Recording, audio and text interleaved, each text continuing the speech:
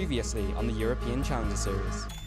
There's a jump onto Senkov. He may be taken down. The rest of the team is there to respond because Q cues him down 4-4-0. The Lions pushed in into the base. Oh, it's go time! There's the big one right onto Facility. He bites the dust. Gideus comes in, managed to snipe off Q as well. Hybrid, the two-man army along with his Rengar. I don't think they're going to pull off a miracle here. FLICKR wasn't even there for the beginning of that fight. That was a 4 versus 5! And there's the Soaz ultimate, goes right underneath the turret. Wonderwear trying to do what he can. He will get the pick onto Soaz, but not before the collateral damage comes across from Niels.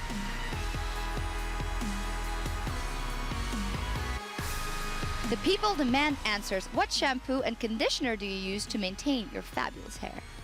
I don't use conditioner. Oh, damn. Well, I only use the tears of my challenger enemies.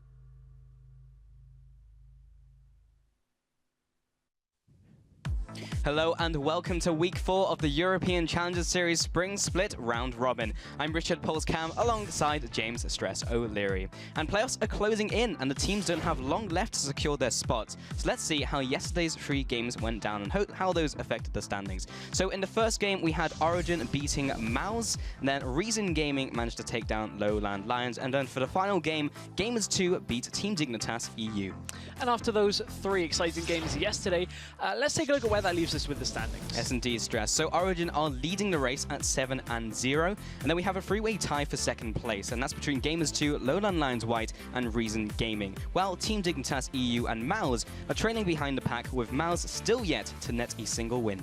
And as you've already alluded to, with the playoffs on the horizon, I think it's worth recapping what the teams are playing for exactly. So if you take a top 4 spot from the round robin group stage, you'll advance to the playoffs, where the eliminated teams, the 5th and 6th from the round robin, will have to re-qualify for the summer split. 4th place after the playoffs will stay with the challenger scene for the summer series. 2nd and 3rd in challenger will play the 9th and 8th place teams respectively from the European LCS, and the last team standing after the European Challenger Series Grand Finals is going to get that all-important automatic promotion spot for the LCS. Yeah, and you can watch the finals in person as tickets are now available. Head over to lolesports.com and click on the tickets tab to book your ticket to the Spring Split finale.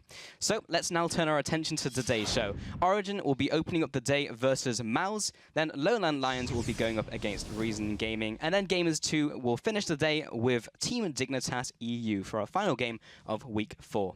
So our first game of the day is top place Origin facing down bottom position Mouse at 0-7. So Mouse have struggled against every single team so far, and Origin has done the opposite, for the most part not even broken the sweat. So if Mouse are to pull off a win, we need to see a completely different game from them. Yeah, that's very true, and Mouse really are in such a struggling spot. On the other side, you've already mentioned Origin. It's super important as we come into this game to kind of tell you where exactly the teams are. Origin right now cannot drop before a tie for first place in the round robin.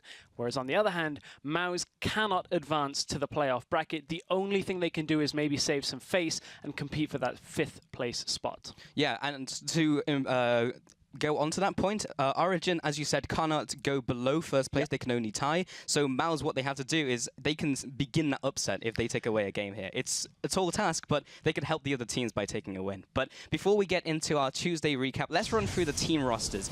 In the blue corner, it is Origin, Soaz, Amazing, FLICKR, and Niels and Miffy in the AD carry and support. That is indeed. And over on the red side, it is Zazas up in that top lane, Robin in the jungle, Soz Perfect in the middle lane with Cedrian and Mountain as AD carry and support. Yeah, indeed. So, yeah, Mouse, as we just mentioned, 0-7, and they have a long way to go to try and beat Origin. And as you mentioned, they can't do anything from themselves, but they can maybe help someone else. Yeah, maybe give a helping hand to you know, a lot of the teams that are tied for that 2nd place spot. Yeah, indeed. So yeah, we'll see if they are able to do that into this game. So we're going to take a look at the other game just in a second. But as we head into this one, we did see the game yesterday, and Mouse, again, they haven't changed from the previous weeks in which we've seen them. Like, we've seen them suffer a lot of losses against the other teams who are perhaps below Origin. I think that's fair to say. And then when they're going up against Origin, this top team, they didn't improve enough to topple them. Yeah, Mao's really just the week-by-week improvement. Hasn't seemed to be there. If you look at some of the comments they made on Twitter, they weren't expecting, obviously, to be this far down, but it's quite a tough spot to be in because you try and change something and it doesn't work, and then you try and change something else, and if it's still not working, how far has that got to go before you got to say, like, right, we need to look at completely different strategy for our games? Yeah, indeed. So now we are just about ready to go through that Tuesday's game, so let's see how it worked out. So at the start of the game, we did have Origin catching Robin just chilling in their Raptor camp, and then they just chased him down for first blood, and Sos Pure Effect didn't even connect his charm. Yeah, it wasn't quite what they wanted, but on the other hand, he does connect this charm onto FLICKR, who no flash available from the earlier gank that we saw. It has to ult himself, not quite enough on this one. Great timing. Yeah, and Amazing did return with a gank onto the mid lane, a very clean kill back onto Sos Pure Effect. And he didn't even give him a chance to use his flash or ult. Yeah, no chance at all. But out of the laning phase, Xaxus was the main form of engage on this Hecarim pick, but Maus was so far behind that you can see these teleport ganks just really don't work out here for Xaxus, and they needed to get him into the fight. Origin have just got themselves so much of a lead since those initial ganks. Now they're 25 minutes into the game. There's really nothing that Maus can do. Yeah, and with 2 inhibitors down, Maus just can't contest an easy 5th Dragon, as you saw for Origin. And then at 55 minutes in, having controlled the objectives all game long, 2 minutes later, Origin just take the win. Take the win indeed. Mithy did fall there, but props for the long-range hook play there out of Mithy's Thresh. And Origin just looked pretty convincing this game. None of the massive stat lines that we've seen out of Origin games where you're looking at 10 kills, 15 kills.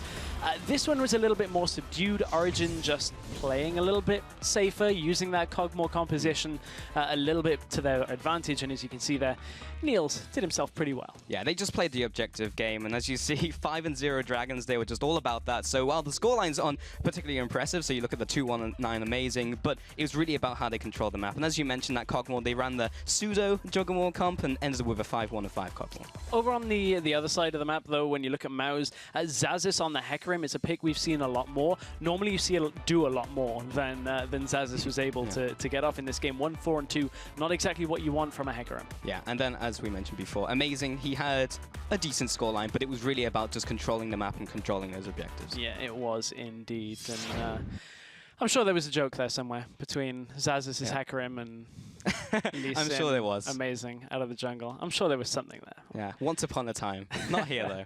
No, not indeed. And, you know, once upon a time, maybe Maus would have been looking at Challenger and been thinking, hey, maybe Origin's the only people that we have to beat. Yeah, maybe. And in an alternate universe. They're risking, well, they're not risking because, quite frankly, there's no real risk now.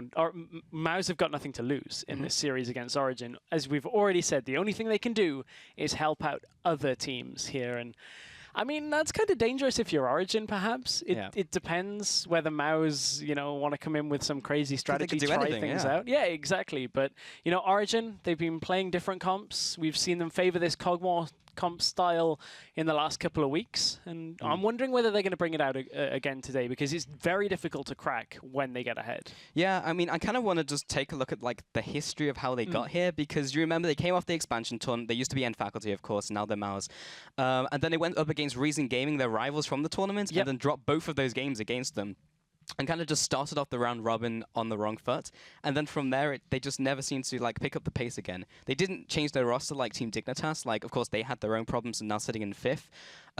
But they just kind of tried to solve the issue within the team itself. And you mentioned earlier, as we were talking about them, that maybe they should have just gone a little bit further and maybe even done some team iterations. But yeah, it's been difficult for them, and very difficult now that the 0-7, so. It honestly feels like when you look at the lineup that no single or two players can be like, I'm going to carry this game. You look at other teams where they've got standout mid laners, top laners, AD carry, somebody that can just put the game on their back, that they just don't have that. They're 5 players who, you know, sure, mechanically, to some extent, decision-making, they're all good, but nobody's like, I'm going to carry this game on my own. Yeah. Well, we've talked enough about MOUZ, and now we're actually going to see what they're going to do in Champion Select to maybe salvage this one. So as we move into this, we do have the first ban of Zed from Origin, so targeting starts pure effect on that one. Then the fast Nidalee and Lissandra, followed by Rek'Sai for the bans. Yeah, these are going very quickly through, and they're very similar to yesterday as well. But one key thing here, Origin banning out the Lulu here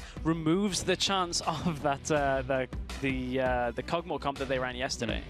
Yeah, indeed. And we did have a bunch of picks coming through. I believe they went out of the lobby and back into it, so they were like halfway through the Champion Select. Now they're just going through it. So yeah, we had Ahri, Lee Sin, and Corki from Origin, and then the Hecarim, Janna, and we were just waiting for the next couple picks from MOUZ. So right, we've got a lot to digest.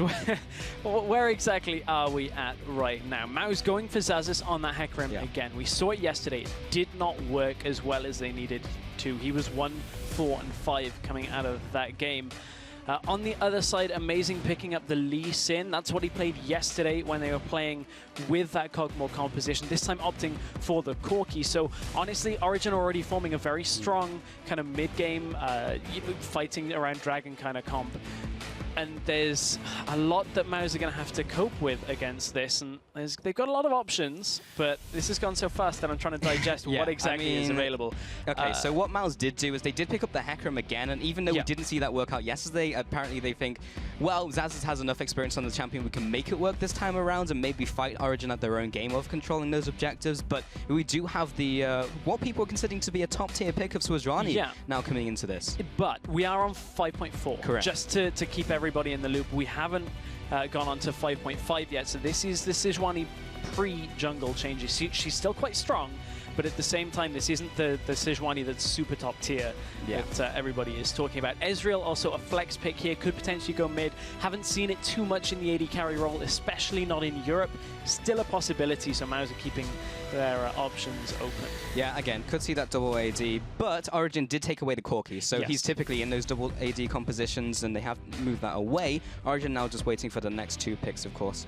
Another very common pick here when you've got an Ezreal is, and it happens a lot over in LCK in Korea, you might see something, depending on the amount of hard engage that comes here out of Origin, you might see something like a Kog'Maw, if they really want to go for it, down as this last pick. It is highly dependent on what the support and now top lane choices are out of Origin. It's on MOUZ's playbook. Maokai's pretty hard engaged here, and if they can get Maokai in the back, that would really mess this up. But honestly, there's a good few options here for MOUZ. They're looking either for the mid laner or the AD carry. Yeah, so as you mentioned, they do have the Maokai coming into the top lane. They're fresh for the support, so Origin do have their full composition now. But yeah, as you mentioned, MOUZ is within their playbook, but the Lulu was taken away here by Origin, so they wanted to do a kind of Juggernaut type composition. That's moved away, so it's kind of really be that Juggernaut. Yeah, right. So it would just be the Kog'Maw on its own, maybe with this Ezreal in the mid lane. But yeah, they have some time to spare.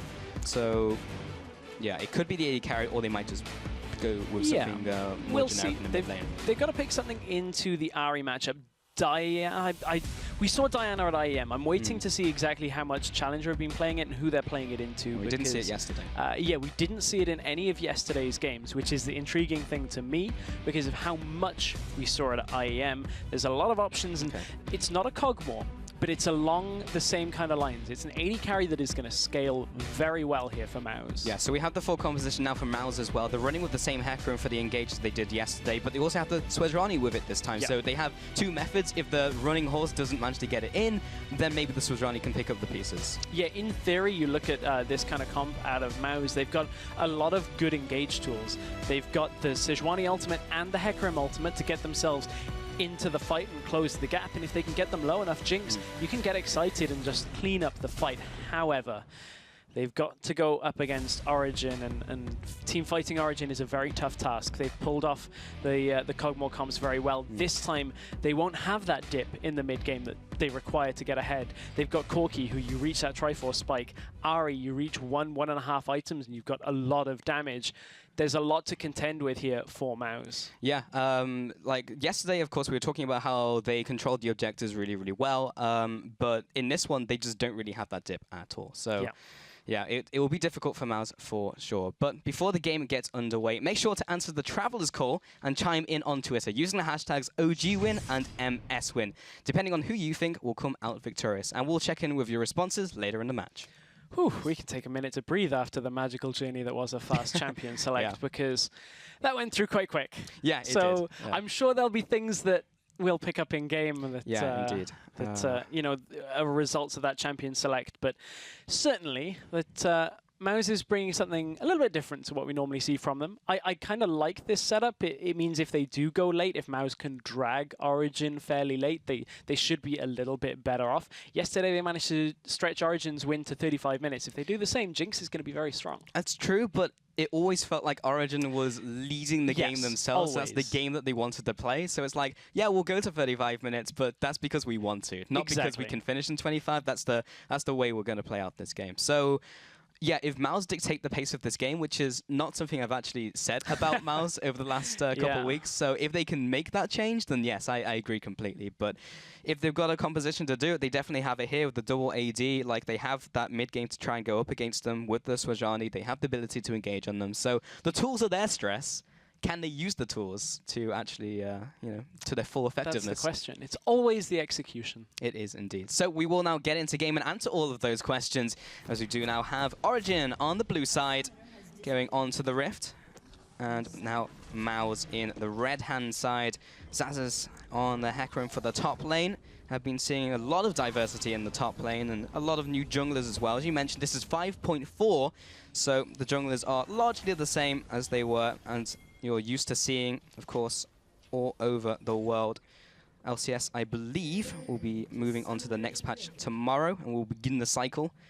But yeah, the double AD composition from Mouse. Yeah, it's very different to what we've seen. Now, I do from time to time drop into a couple of different challenger games, and I have seen SozPureEffect playing Ezreal just a little bit, but nothing to really write home about. He's not a player that has just been spamming Ezreal games 24/7. So I'm interested to see how Mouse as a team will react to this different composition. Mithy maybe looking to set something up very early on. Hook lands. Oh, Zazas did not have a good game yesterday, and it looks like this is going to go not too differently. First blood with the Ignite goes right to Mithy.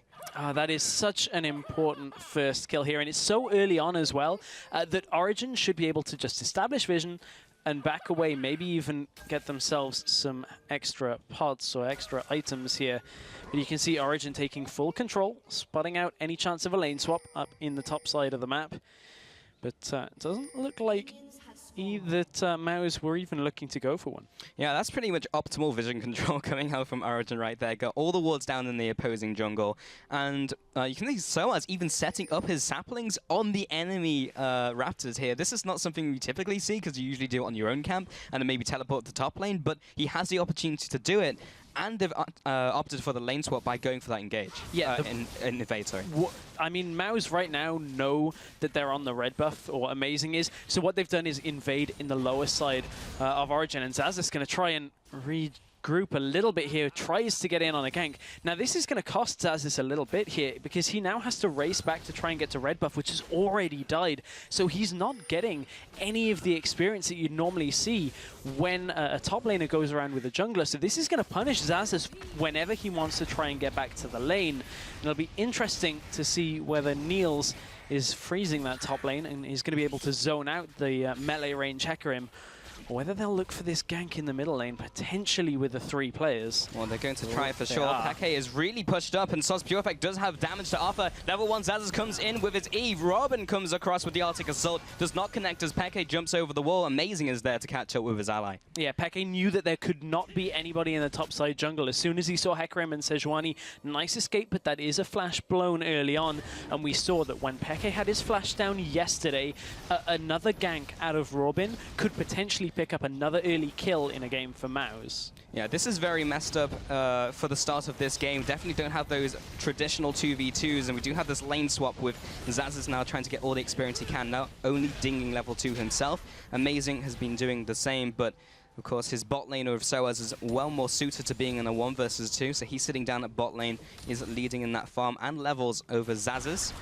And as you see in that bot lane, not taking all that much damage, will have the sap magic to keep himself sustained. And it's really important here. Soaz has managed to hit level 3 in this bottom lane without even using his teleport. On the other side, Xaxus, who is not taking flash because he's Hecarim, has used his teleport to get back into lane. Look how far the wave is away from Xaxus. He's in a lot of trouble here against Mithy. Yeah, stray Mithy. He needs to land the hook and does not land it. That means the end of that engage for Origin. That would be really nice for them to exacerbate that lead onto the top lane. Yeah, that could have been huge there. If that hook had landed, that was another dead Hecarim in this game, but you can see that Origin knew where the wave needed to be to zone Hecarim away, and we'll see if they can continue that pressure, whereas Soaz in the bottom lane, he's going to be okay. This is a stage where Maokai is fine. You can see Xaxus is still in trouble. Yeah, they did land the flay, doesn't land the death sentence, so that will not be a death sentence for Xaxus, as Niels will just carry on freezing the wave down there. Bot lane is doing pretty much the same. Cedric and Mountain, you can see, and again, Robin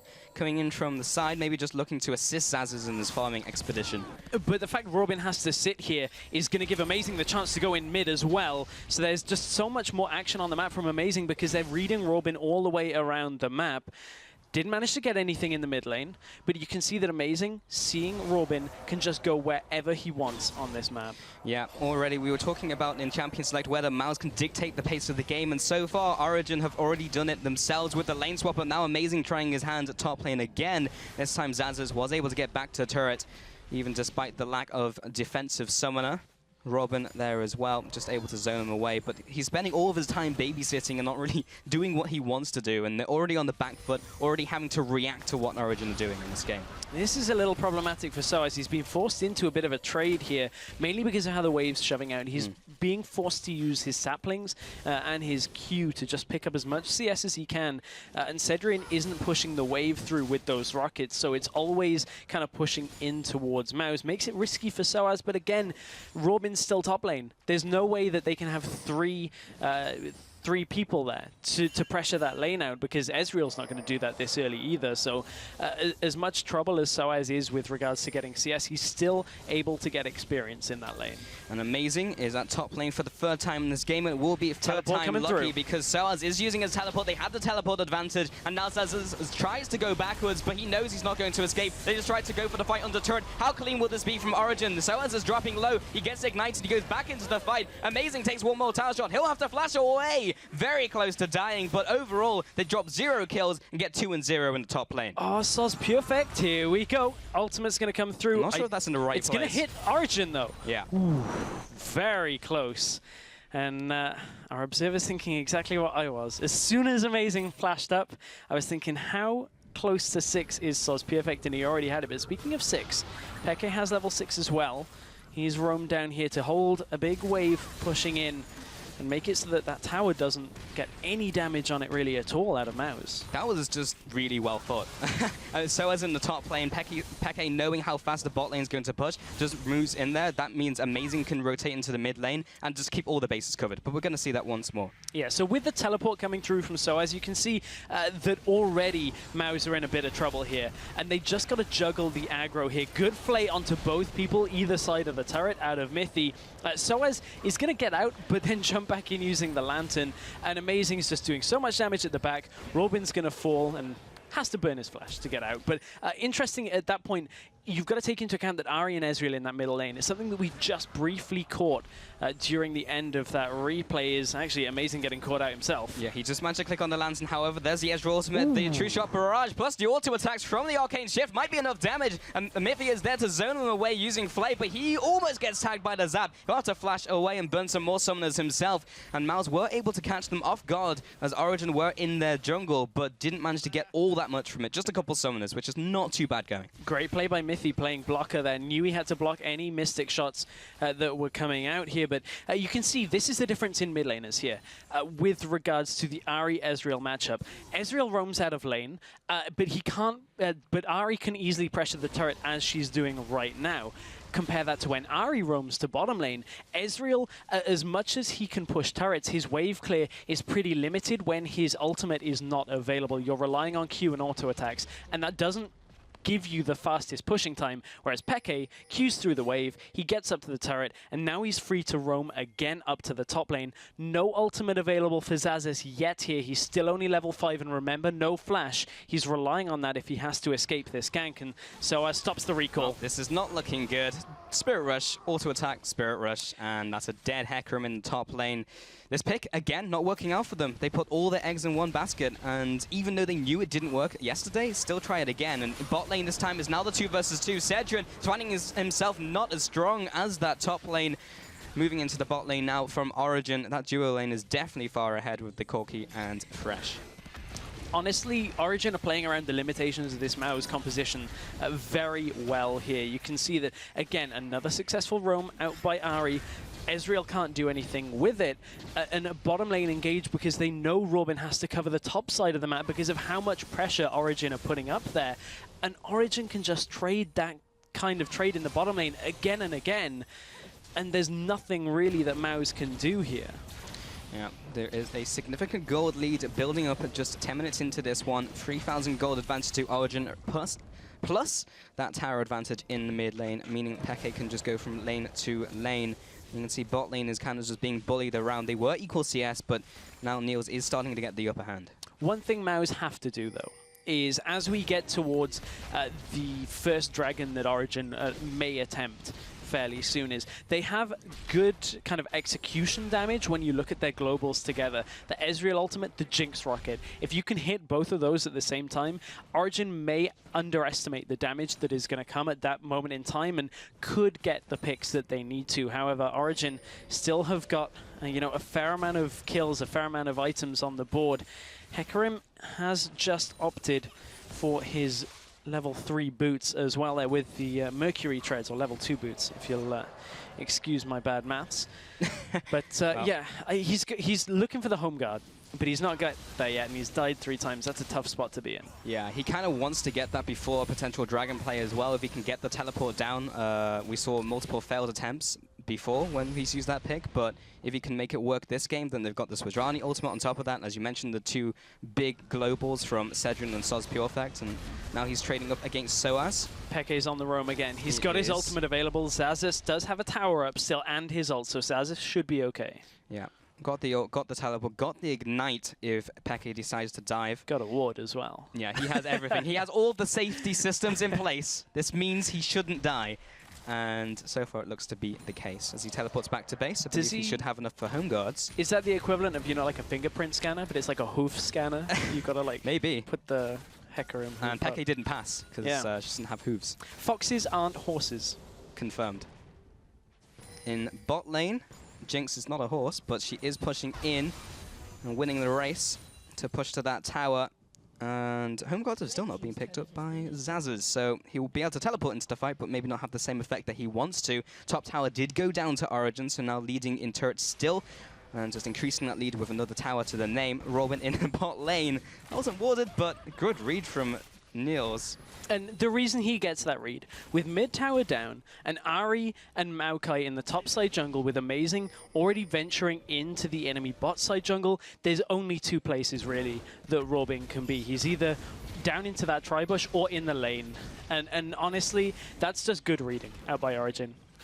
Yep, just a smart play, and now they start to congregate around that dragon area. We do see the Ezreal ultimate coming down mid lane, maybe to scout more than anything, or maybe to start clearing that wave there, but Amazing shows his face in the bot lane. Peke will not do the same, but he does appear at the bot lane. One of the reasons that Ezreal just ulted mid is, although it was already pushing in towards him and would have kind of bounced off the turret, he can't risk Origin taking the dragon and then all going mid and pushing the tower. The hook has landed in the bottom lane. A lot of damage onto Robin. He'll have to flash away. There's the Monsoon for the healing more than anything else. We'll get the disengage as well from the minions falling to the turret. And Origin look to keep up the aggression, keep up the pressure with the next minion wave flowing in. Yeah, next minion wave has joined. There's a lot of people here for both teams. Both teleports are available. Hook has landed again, but it's only on Soz Pure Effect. He'll get the Arcane Shift away. Peke is just on the front lines. Great Arctic Assault by Robin. Really nice, and a good knock up there out of Janna as well. Yes, Janna gets the kill, but that, if nothing else... What? Got him. Got him. I'm assuming that's perhaps, I'm assuming that's the core JJ thing where he put it over the profile pick over on the left-hand side, but That's unfortunate. Hashtag challenger big plays. But where was I? Good knock-up out of Janna. Yep. Yes, they gave Janna the kill, but if nothing else, it kind of puts a pause button on Origin, because now that Peke's off the map, that's a lot of their map presence that is not there for the next 30 seconds, but it was a good pickup. Yeah, good pickup indeed. Amazing now pushing in the middle lane, keeping up the pressure over the map. Oh, cue to the Raptors. The old bait and switch by Amazing picks up the Raptors. Robin is on the wrong side of the wall. He'll get kicked away into the minions. And I'm going to say worth. Ultimate and the psychological mind games onto Robin is enough for me. He was in, Amazing was in a little bit of trouble there, so good way of getting out. Nice, the old switcheroo. Little unfortunate thing for Amazing was that pink ward pops his Raptors. That's a really annoying thing to do. Not only is it a pink ward, but it's also a pink ward that you don't even kill in the end, because you never saw where it was. So little unfortunate. Amazing will be happy to get out of there with his life and not having to burn Flash either. So Origin, they are pretty far ahead right now, but over on the other side, Maus do have the home guard now onto Xaxus. So Origin really do have to start fearing these teleport ganks out of Xaxus with the ultimate. They didn't work out yesterday. Will they work out today? Yeah, that is the real question. As we've spoken about their good team fight, if they can layer all these big ultimates together. Soaz does have his own trump cards in the form of his ultimate, being able to mitigate some of that AoE damage. Soaz Pure Effect picking up the blue buff there, and is able to get his ultimate on a fairly low cooldown as he constantly hits those minions, constantly reduces the cooldown of his ultimate using Mystic Shot. So Dragon has not been attempted by either team yet, as we had a lot of action down at the mid lane that was trying to be the catalyst for Origin to move into that one, but didn't decide to do so. Amazing now aggressing into this jungle. And as we've had these kind of prolonged laning phases, in the top lane, we had that big swap at the beginning. Soaz has overall come out ahead now, is around 30 CS ahead of Xaxus. Yeah, he has. He's got a good lead, but the other thing is because of the roaming that Xpeke has done from the middle lane, he's a little bit behind on CS. He's been constantly shoving into Soaz Pure Effect, so there is a bit of a CS lead on this Ezreal. First Dragon of the game is going to go over to Origin. Good attempt, though. There was no real warding there. They were just kind of... Well, they've de-warded. We know where they are.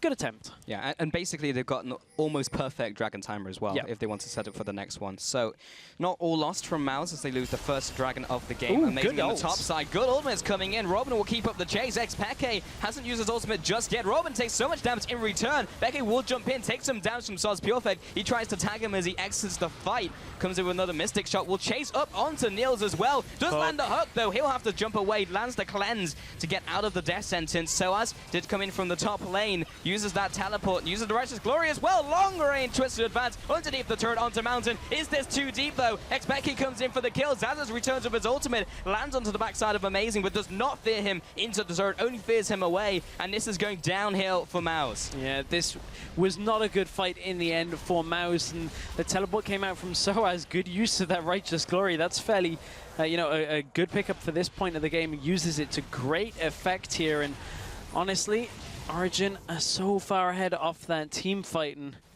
right now. Niels, he had just reached a very important point of the game. He just got his Trinity Force, and then they engage on him. Sejuani gets the ult. They thought they had the follow-up damage, but it was a little bit too late out of Maus, and Corki with Trinity Force is going to lay so much damage down. Yeah, Origin played the power spikes really well. Had the Trinity Force, had the Morellonomicon even, and the Warrior Enchant with Amazing for the jungle. They just had everything they needed. All of the conditions were right to go for that bot lane engage. Ezreal once again ulting the mid lane wave, just trying to keep some of these waves back just so they're not always on the back foot, constantly having to sit underneath their turrets and always trying to just repel the assault from Origin. Well, this is what Origin have done week after week, is they've made sure all three lanes were pushing. Yes, they've had comps which maybe are a little bit less serious with the double banner of command that they did in, I think it was week 2, but that's just Origin's game plan, is they're always going to be pushing because there's nothing you can do as a defensive team if you have all of those towers down. If minions are pushing in every wave, you have to play nearly a perfect game when it comes to warding and vision control, and Maus have done far from that so far. I always feel like it's very risky, though, specifically against this composition of Maus, because they have so much ability to engage underneath the turret. But not if Soaz does it first, though, with the Arcane Smash. We'll be finding Robin for the first trophy of the fight. Soaz will be backing off to his team, And just responds with a couple more autos as the team is hammering away on this turret. The run out of the minion line though, and he will respond with this damage. Purefect gets dragged into the team with death sentence. Double kill for Niels. 3, 0, and 4 right now. Expect he uses the last charge of his ultimate to clear out the minion wave, and they'll try and aggress onto this in the turret in the bot lane. Yeah, Hecarim ult, I believe, is available or soon to be. He just comes up now, but it's not fast enough to save the turret. And aside from the first 2 hooks up in that top lane where Mithy was trying to hit Xaxus, Mithy has been on point with his hooks so far. And that's something that, you know, as a team, we've talked about how, you know, Peke amazing, so as Niels, they all carry games. Mithy's putting some results up here as well. That's one thing that you can never overlook. Taking turns, carrying the game. But 83% of you think that Origin will take this game. Not a bad bet. Maus are sitting on 17%, which is a little higher than I was expecting, honestly. For the 0-7 team, they've come close to winning games. And, well, as you mentioned, with a team with nothing to lose, they are quite dangerous. But so far, this is not going their way. That being said, they could come up with one good team fight that may control the ebb and flow of the game so far.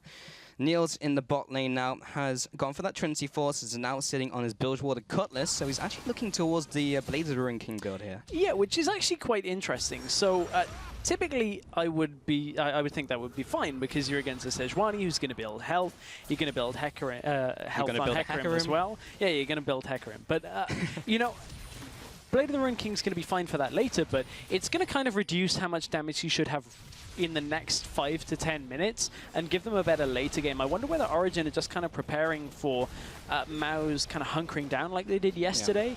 The difference being that yesterday Origin had that Cogmore, so Origin were fine to let it get that late. I still don't think there's too much of a problem here for Niels. It's still going to give him a good amount of damage here. I just feel like they could be punishing them even more here, maybe with something like a Bloodthirst or just another flat damage item.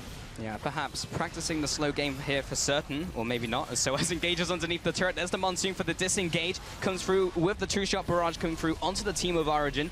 Be doing some damage. Miffy does not connect the hook, but that is a Lee Sin Q onto Cedron. Doesn't go full Lee Syndrome and go in on it, though. Yeah, it doesn't indeed. But here's actually one reason why perhaps Niels has got it, is look at how far he is sitting in front of the team. We talk about how Niels' teamfight positioning is very good normally. This is still fine for him. I just wonder whether it's for that extra kite potential, so that if he gets hit by a Sejuani ultimate or a Hecarim ultimate, things that are very hard to dodge, he's got that there as an escape tool. It buys Mithy a little bit more time before he can get his Mikhail's Crucible as well. So overall, it's still a fine item, just a little bit less damage. Yeah, and if you play the Ruin King's a Hecarim who's moving at the speed of light, then he'll also move super fast. So you run at me, I'll just run away faster. And now they have taken the bottom inhibitor, or rather the bottom inner turret, the middle inner turret, and now they're looking towards the top one as their next prize. They do clear away the minion wave. Great ultimate by Robin, moves on to Niels. He is on the front lines. Uses the Valkyrie to go back, but the hook, always the savior of the fight, will be Miffy, getting the hook onto Cedron. They take him down, landing another charm onto the support as well. The bot lane bites the dust. Xaxus comes in with the ultimate, the onslaught of the shadows, misses. And Soz Purefect also gets dragged into the team. More CC and more CC. Niels comes in for the triple. He's hungry for his Quadra. Looks for one more auto attack. Not quite enough. Has the Valkyrie away. Soz Purefect was able to get away from that one and avoids the ace. But it might as well been. It has the same effect. They're going to take up the top turret. Yeah, it might as well have been. We've got to watch out for the timer on Ezreal coming up in about 10 to 15 seconds. But at the same time, Origin just again Miffy with another good hook. Great hook. And SOAS even pushing down, I believe, in the bottom lane as well. Was that a 4v5 against Maus in that situation? Ezreal was used to clear out bottom lane.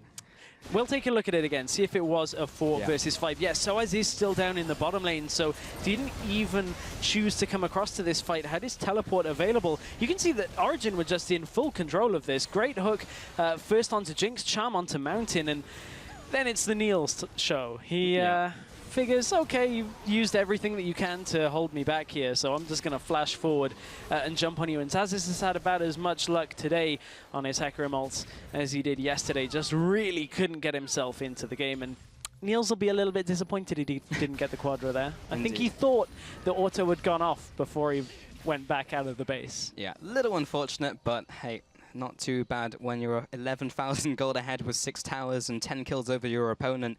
And that was, well, a 4v4 for most of it, as Xaxus did come in at the end and ulted when his team was already dead. So It was a 5v4 for a couple seconds. But now Origin now into the top jungle, securing that vision control, making sure they have everything on their side. There is only one ward on the map currently from Mouse.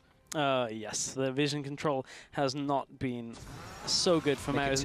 Very interestingly, attempt to steal the Baron. Close. And that would have been a good ult hit if it had been about 10 seconds later. But interesting enough, Niels, after that fight, he had a dagger. Now he's gone and bought himself a BF sword after selling the dagger and a pickaxe. So he's saying to himself now, okay, I don't even need that Blade of the Ruined King. Just give me the bilge water. I'm going to go for an Infinity Edge. So he kind of was along the same mindset that, okay, as soon as I can kite, I'm good to start dealing damage again. And you can see he doesn't have his flash available, so he does have to be a little bit more careful in this next coming fight. But this is a lot of damage being done to the inhibitor tower at 24 minutes. Yeah, Robin taking some damage from the poke from Origin. If they decide to tower dive, they don't even need to. The tower's already taking a bunch of damage, and they just head back to Baron. They have utter control over the top jungle. And Mouse, if they were to try and contest this, Origin will see them a mile off, and they can do whatever they want to do. They just have such control over this game. They do, and they have such control over the European Challenger Series. Yeah. This will make them 8-0 if they win this game. When you look at just the results that they've had, oh, Robin, don't go in that bush. Ezreal is going to clear out top lane. Again, using that ultimate on cooldown. But Ezreal is really desperate for items right now. Normally at this point in the game, you should have the Trinity Force and the Muramana already there. This is about the kind of time you'd expect that tier to have been completed, maybe for a couple of minutes already. And the fact that he's still only on the tier here, I want to take a look at exactly. He is fully stacked. He just can't afford the upgrade. That is such a dire situation to be in. Turret goes down in favor of Mouse. That's the first one of the game. Baron went down to Origin as well. Exactly. Yeah. You trade an outer tower for Baron. Origin are just so far ahead. Well, a trade's a trade, I guess. And now they're moving on to the Dragon, so they might be able to pick this up, but maybe at the cost of their top turret here for the inhibitor. FLICKR is leading the charge. They have the Baron's up minions as well, and that Ezreal ultimate didn't even scratch the minions. Yeah, all it did was hit the empowered siege minion, and there's really nothing that's going to do here. This is Origin just starting to close it out. Oh, that sums up a lot. They're going to try and go for the fight, though. Here comes the Onslaught of Shadows. They do pick up the kill onto Miffy, but they lose their top lane. They lose their front line. It's the back line only surviving in this fight. There goes Mountain. Soz, Purefect, and Cedric have to hold up a stellar defense, but 25 minutes into the game, it looked like a slow burn, but Origin have turned up the heat and are now closing in, maybe even for the kill. They're going for the jugular for sure. 15-3, they take the top inhibitor. Yeah, they got to back out a little bit here with them flashing up. There's no need to try and risk any kind of play here against Mouse, who are well behind here. Origin know they can just kind of go back to the base, sell, buy new items, make sure that they're all at full strength. Mouse did just hit a bit of an item. I don't want to say spike too much, because that implies that you know, it's a great point for them. The Muramana is now complete for Ezreal, but it's not going to be doing damage against a Lee Sin who has a Randuin's Omen and a Chain Vest, a Maokai who has Righteous Glory, Frozen Heart, a Chain Vest and Cloth Armor alongside it as well, and Ninja Tabi. There's just so much armor that there is not a lot that this double AD composition out of Mouse can do to the Origin lineup. Right, so Mouse are pushing out of their base. Maybe they can get... Okay, never mind. Soaz has found them. So, yeah, they tried to play a desperation play more than anything, heading out of the base, maybe trying to get a pick onto FLICKR on a separated team as well. It might have been a 5 versus 4 or a 3 versus 5 if that's what they were looking for. But that was seen out by Soaz, gets the ward down, gets the sapling, and it just goes back to what Origin wants to do. They will just use the Barons up, siege minions, and just head into the base and grind Mouse out of this game. Yeah, and as you said, top lane going to start pushing in. Origin don't even have to fear Mouse as they take a step on to the fountain. The bottom lane inhibitor is going to die as well, and Mouse have looked... Origin have looked so good. Mouse just haven't showed up here in this Wednesday game. It's such a tough spot to be in. Yeah, and Origin looking to make a clean Victory here, taking the bottom inhibitor, looking to do the same in the mid lane as well, making sure every objective goes their way. So similar to what we saw in Game 1 on Tuesday. And they will go for the last engage. Robin comes in with the ultimate, only lands onto 2 people, but no one is close to deal with the damage. And as you mentioned, they've hit power spikes, but it doesn't mean anything because they just don't have damage at all. Down goes Mountain, down goes Cedrian. Triple kill comes out for XPK, and they will be closing out the game. Origin will be taking their second game in Week 4. They are now 8-0. Origin taking up the Nexus, and Mouse are completely eliminated from the spring split, 0-8. It's such a tough spot here for Mouse, and that means Origin are now undisputed first in the round robin. No one can catch them. Yeah, so nobody can catch them for first spot. They get the seeding for first spot into the playoff bracket. Remember, it's not round robin that gets the automatic spot. It's out of the playoffs, so Origin aren't yet there. They still have a lot of work to do, but they've been looking very convincing. Yeah, for sure. And as you mentioned, they will be #1 seed, so whoever takes 4th seed is not in for a great time. Yeah. And we'll be talking about that later as well, and what that means for the teams all tied up at the middle of the table, because there's a lot to go on there. And for those teams, they really need to start picking up some wins so they avoid the Origin. They do indeed, but if you then have to face Origin, there's kind of like a glaring question here. We know Origin play a little bit better when they're on the live broadcast. They're you know, Tuesday games are still convincing, but maybe not as convincing. Niels is still yet to die in our broadcasted games on a Wednesday. Yep. Apparently, yeah, it's just his like superpower. Yeah. I go on screen and I just don't die, and it'd be interesting to see if he keeps it up in both promotions and LCS if he gets there. Yeah, indeed. That's a big question. Well, we need to wait for a new shipment of minions to be delivered, but when it arrives, we'll be set for our second game between Lowland Lions and Reason Gaming. Stay tuned, we'll be right back.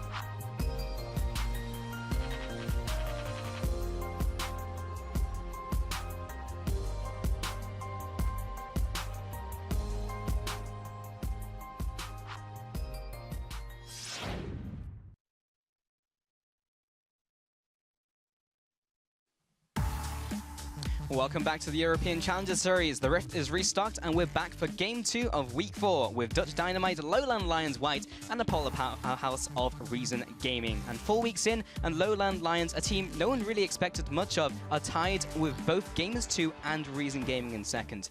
So it's extremely important they pick up wins here to maintain their advantage over Team Dignitas EU, who are closely trailing behind in 5th place.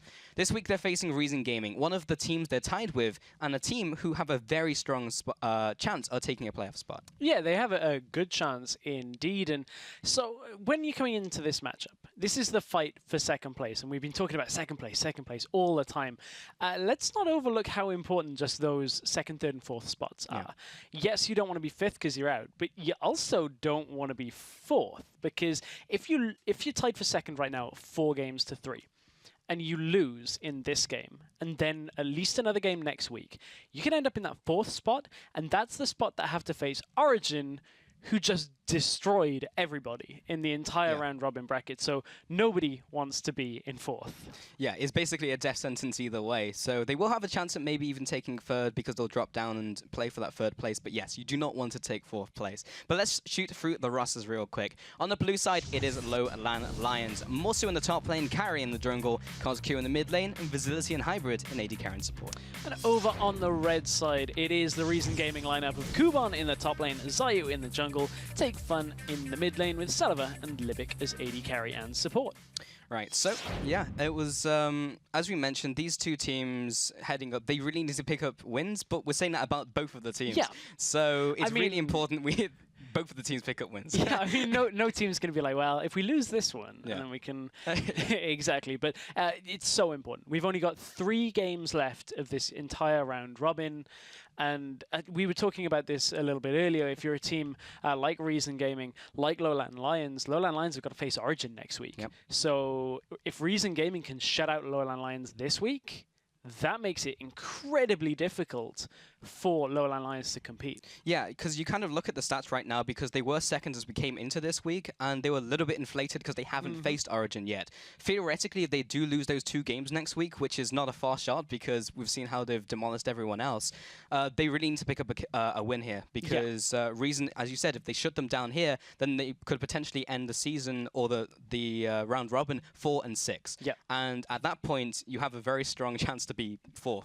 And up against Origin in playoffs. There's even the chance for Lowland Lions to be 5th, because if they lose and go 4 and 6 overall, and Team Dignitas go from now 2 and 5, if they win their next 3 games to go 5 and 5, they will steal the spot. So there's so much still to go back and forth in the standings. Yeah, well, let's illuminate some of that, because these 2 teams did go head-to-head yesterday. So let's see how the game pans out. Yeah, indeed. And it started with Kyrie, again, likes to get himself into the action very early on. Take Fun, tried to flash out. CosQ follows, gets the kill for first blood. Yeah, and jump forwards to 17 minutes after a lot of objective trading. Zayu steals what would have been a 3rd dragon for Lowland Lions here. Nice steal. Yeah, nice steal, and this game was all about objectives. Lowland Lions start the Baron a good few minutes later. We're now 25 minutes in, and although they get it, Reason Gaming end up kind of taking this engage much cleaner than Lowland Lions would have liked, and you can see how many towers are down, dragons, barons, just everything in general was just back and forth between these 2 teams. Yeah, and right after this, Lowland Lions engage on Reason after losing their Baron in the last fight, and actually come out 3-0 here. They actually have a pretty decent fight. Yeah, just there were so many of these fights, back and forth, and you can see just the teleport plays here out of Morsu. He was on Fiora, which we haven't really mentioned up until this point, but he actually didn't get a lot done in this game, and you can see how little effect he had even after the teleport. He landed a bit of damage, but ultimately it's the rest of the team picking it up. However, Lowland Lions take this fight and then lose one straight after, which unfortunately we're not going to quite be able to catch, but it puts Reason Gaming in front of the inhibitor. Morsu on Fiora tries to get himself into the fight and gets locked down immediately. Yeah, so there was lots of fights going back and forth, but another fight in Reason Gaming's favor is enough of a fatal blow, plus that bottom inhibitor going down to essentially finish out the game here. And with so many fights going back and forth, up until that critical point where Reason Gaming just won fight after fight after fight, we could have a very close match today, and there's a very good chance we may see Lowland Lions go 1-on-1 in this series. So far, we've actually only had one series go 1-on-1. And funnily enough, it was Reason Gaming that went to the 1-on-1 against Gamers 2. So another 1-on-1 here, we could be in tiebreaker territory depending on how the games actually pan out. Very possible. But we do want to highlight Take Fun here on this Lissandra. He went 7-2-5, just had a generally pretty good game. And we did mention it briefly, but we can expand here on Morsu's Fiora. Yeah, it didn't really do so much. As 0-4-5, we know that Morsu is the kind of player that likes to play those unorthodox things. Tried the Wukong a couple of weeks back. He was split pushing a fair amount. It gave him a fair amount of CS here. You can see 272 to the 206 of Kubon, who is ahead. But in general, didn't really have the presence that they wanted for it. Yeah, and then Kubon, his lane opponent, you can see the difference, how he basically shut him down. 4-1-13, had a huge contribution to his team, and just, yeah, shut Morsu out of the game with his unconventional pick. He did indeed. Very unconventional from Morsu and uninspiring as well. Yeah, it was a little sad because I feel like last time it was like I don't feel it was the pick. I feel it was how the game went. But this time I feel like both. Yeah, it was the top lane pick that little didn't work. From column A, yeah, exactly. little from column B. Yeah, but you can catch up on the games in full over at lolesports.com by clicking on the VOD hub on the main page. You can indeed. Make sure you watch how that Fiora worked out for the entire game. I mean, Lowland Lions, apparently they've tried the Fiora mid as well as top, and every time we see Fiora, I'm always uninspired by Fiora in competitive play because it's so difficult to do anything on her. So it's not it's not a useful pick in competitive because she's so easy to shut down. So honestly, coming into this game, Lowland Lions have to look to get Morsu on a similar style champion that is just a little bit more consistent. So something that can carry something like an Aurelia or a Jax, something like that will work a lot better. Yeah, I mean, I know you have a long history with Fiora as well. And yeah, as long as you don't pick Fiora and pick something else, not a Wukong either, but something in the top lane. I mean, like, there's a lot of diversity in the top lane at the moment. We've got the Hecarim now as well.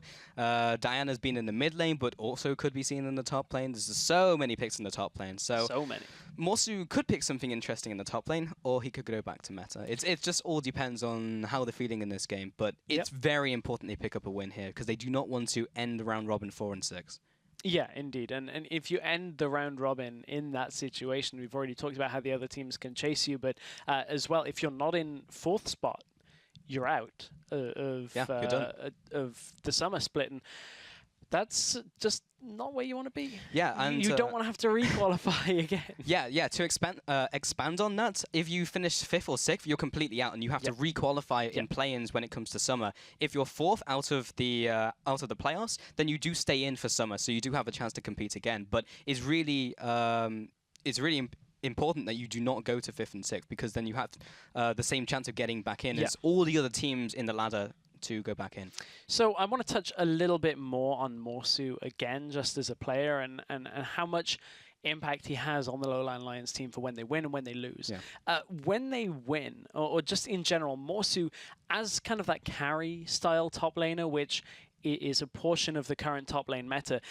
Interestingly, when we look at Morsu as a player, when he plays a split push style, he actually ends up as the highest farm difference between his lane opponents out of any of the teams here in Challenger Series. He actually ends up around 45, 50 CS up on his opponents every single game. And well, that's super impressive. It's an impressive stat, but it doesn't do enough for Lowland Lions as a team against the stronger teams here, like Reason Gaming. And if there's one thing that Reason Gaming are fairly good at, it's that team fight style that we just have seen time and time again for them. Yeah, so it kind of goes down the same track as Team Dignitas, where it's like they have to get those solo lanes ahead, but it's then what did they do with it? Because often they do get the solo lanes ahead, but it's not enough because they can't team fight well. And then again with Lowland Lions, Morsu's ahead, but it doesn't matter. You go on the 5-on-5, and the rest of the team is too weak to go on. So yeah, it's difficult for Lowland Lions, and these next 2 weeks will be will be determined basically almost by this match and how this one goes.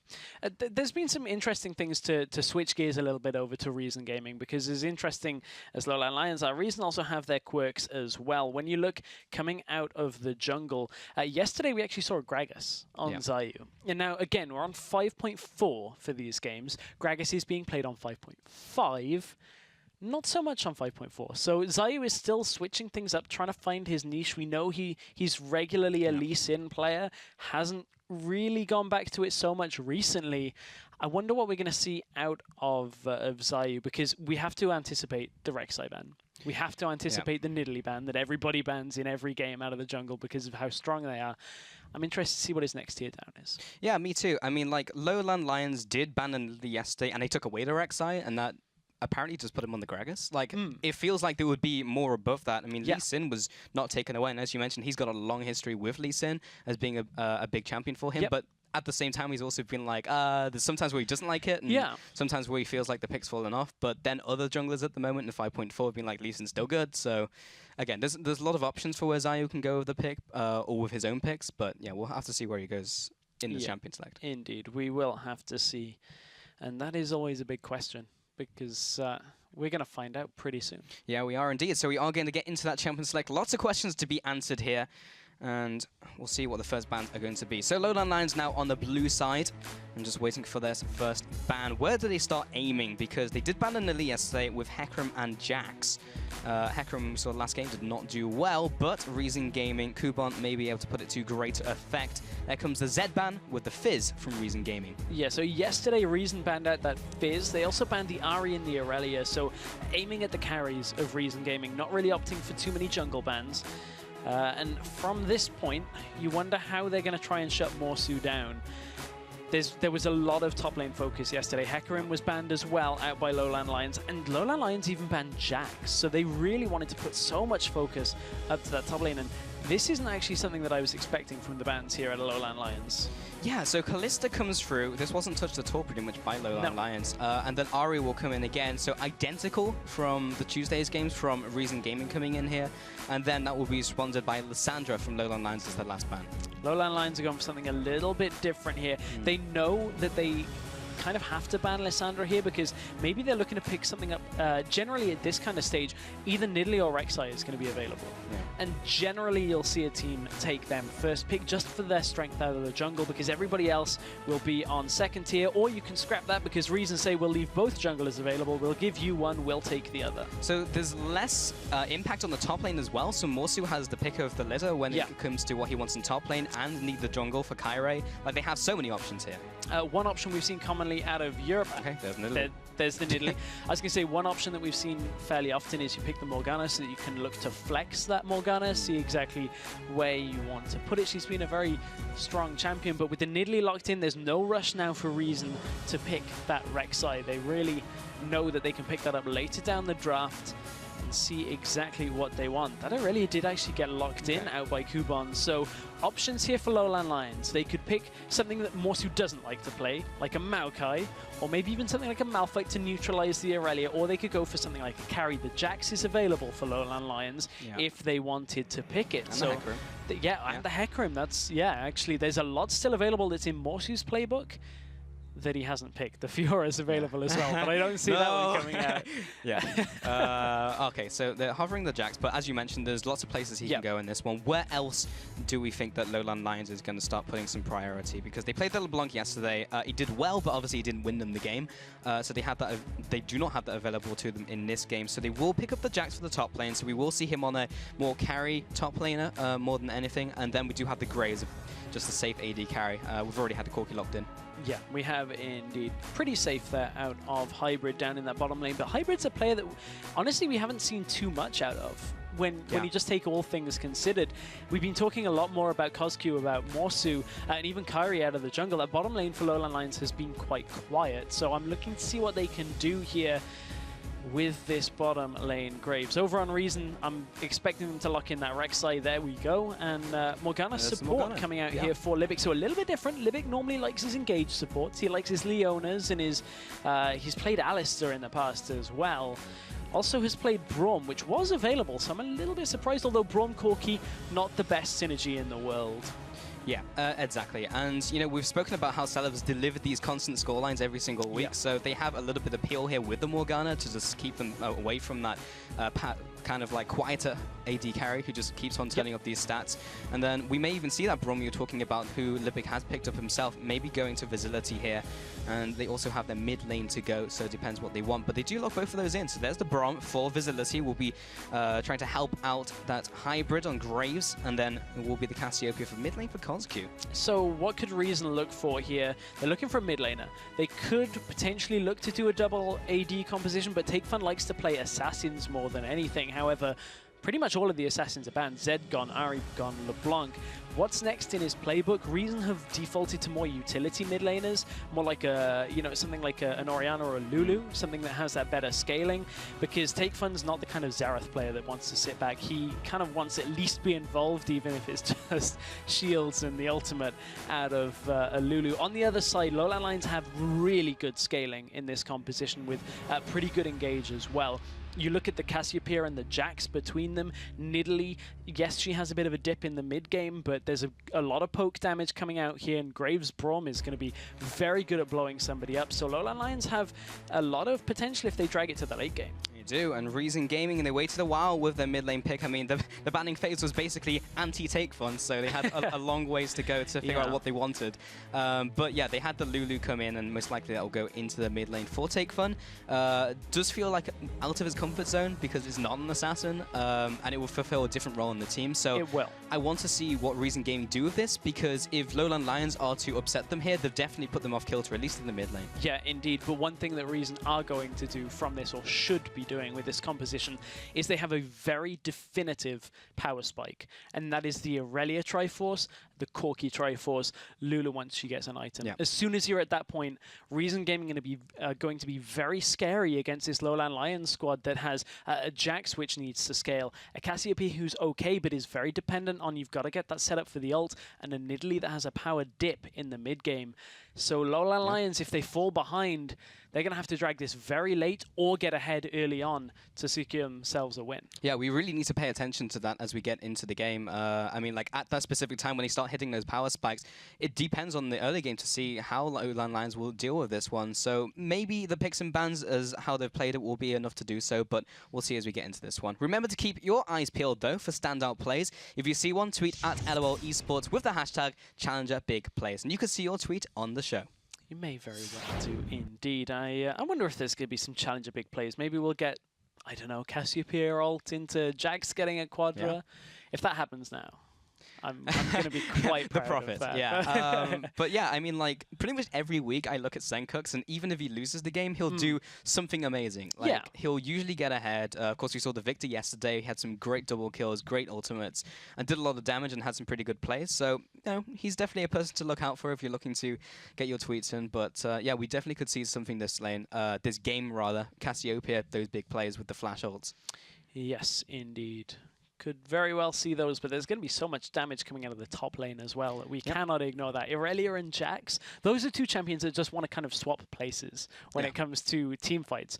Aurelia wants in, Jax wants in. Let's trade and see who does more damage to the back line and see exactly who comes out ahead, because this should be a fun one to watch, actually. From how close yesterday was, I am really looking forward to this game. Yeah, well, we are going to get into game and see how exciting it is, as Lowland Lions will be now onto the blue side here. We'll be spawning onto the Rift. Here comes Morsu. Very interesting, this top lane, actually. It's back to Season 2 with Jax and Aurelia. Lots of changes since then, though.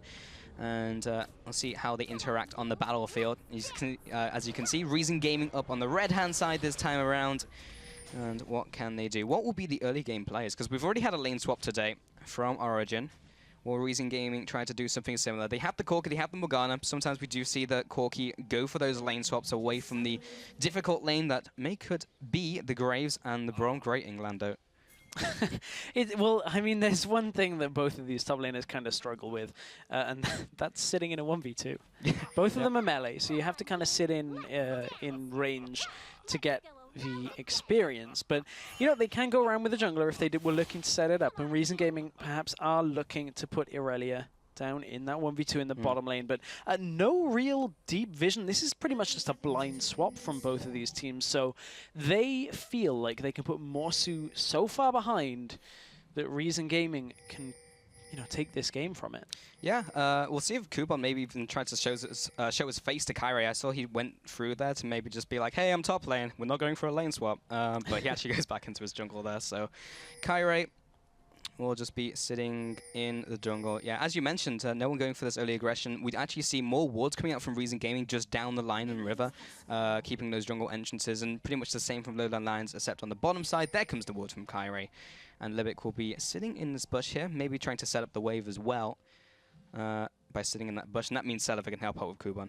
Both top laners looking to take a camp for themselves to begin this one.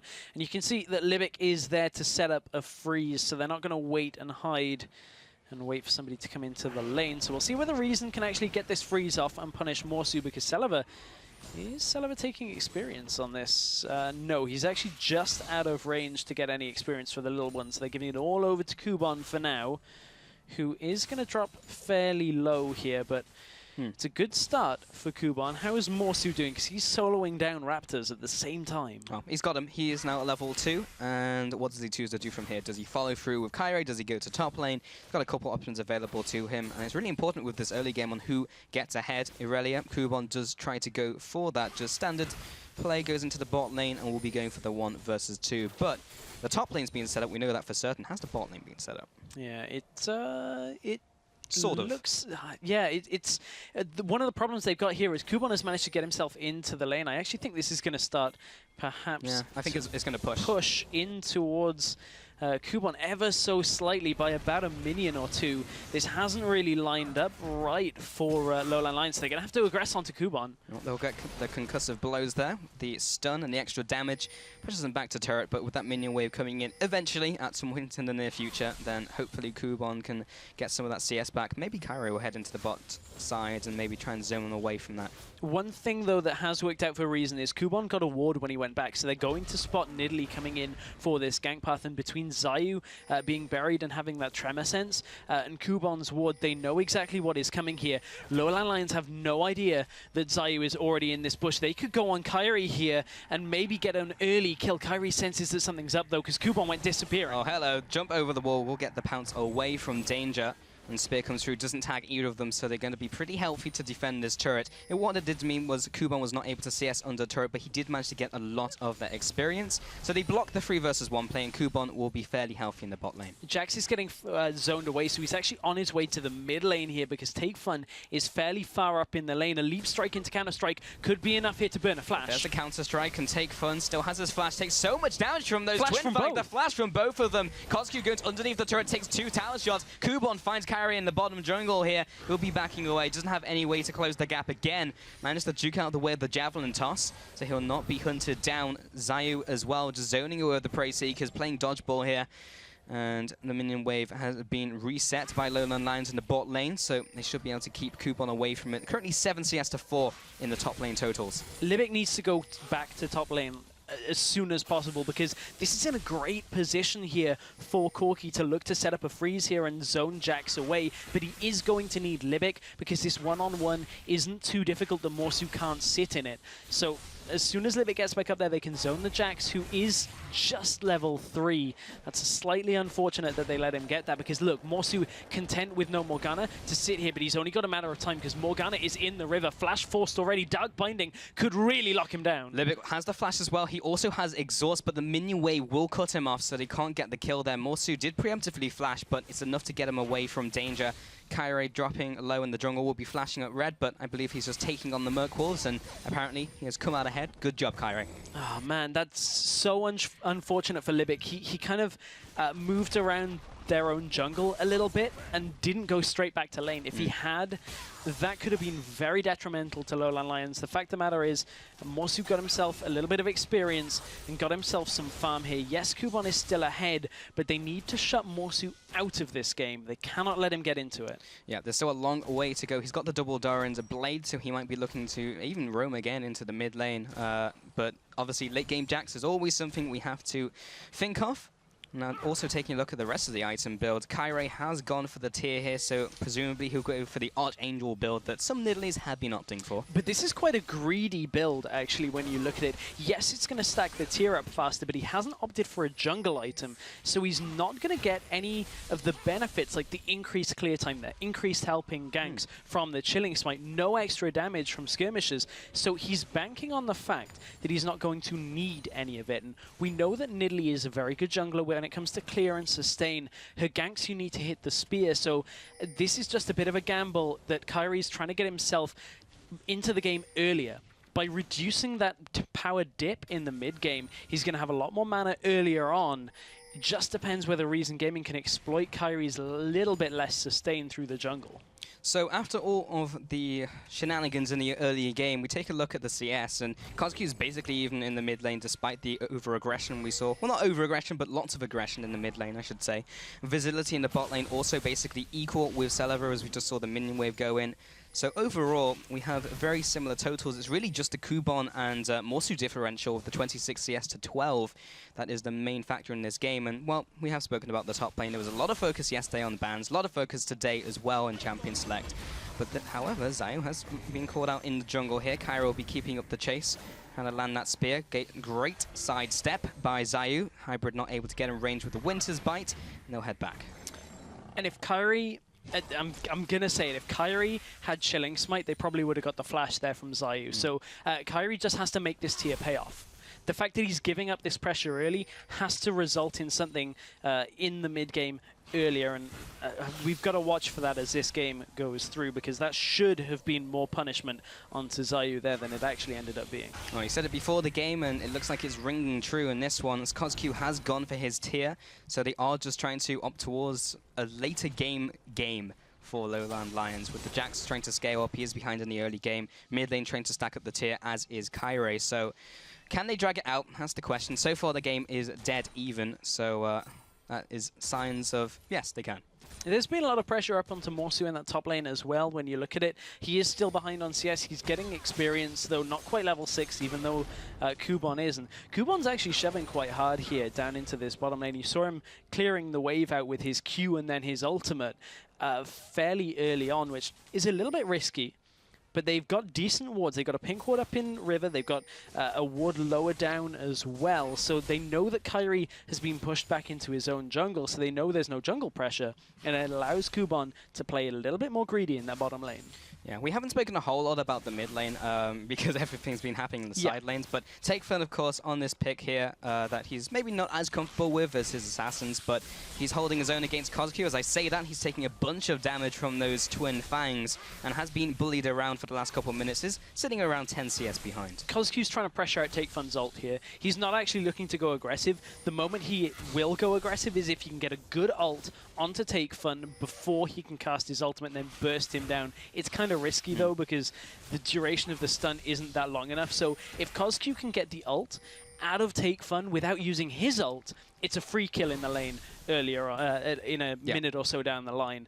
So it's very smart out of Kozuki, but he's pushed up. Oh, nice tunnel into the flash, and we'll get the stun onto both of them here. Kozuki turns around with the damage and lands the autos and the ignite. Is it going to be enough? Ooh. That is the wild cry from Take Fun. Keeps him alive. That is a kill there in the mid lane, but they burn a lot for it. 2 summoners plus the ignite plus the ultimate from the mid lane of Take Fun.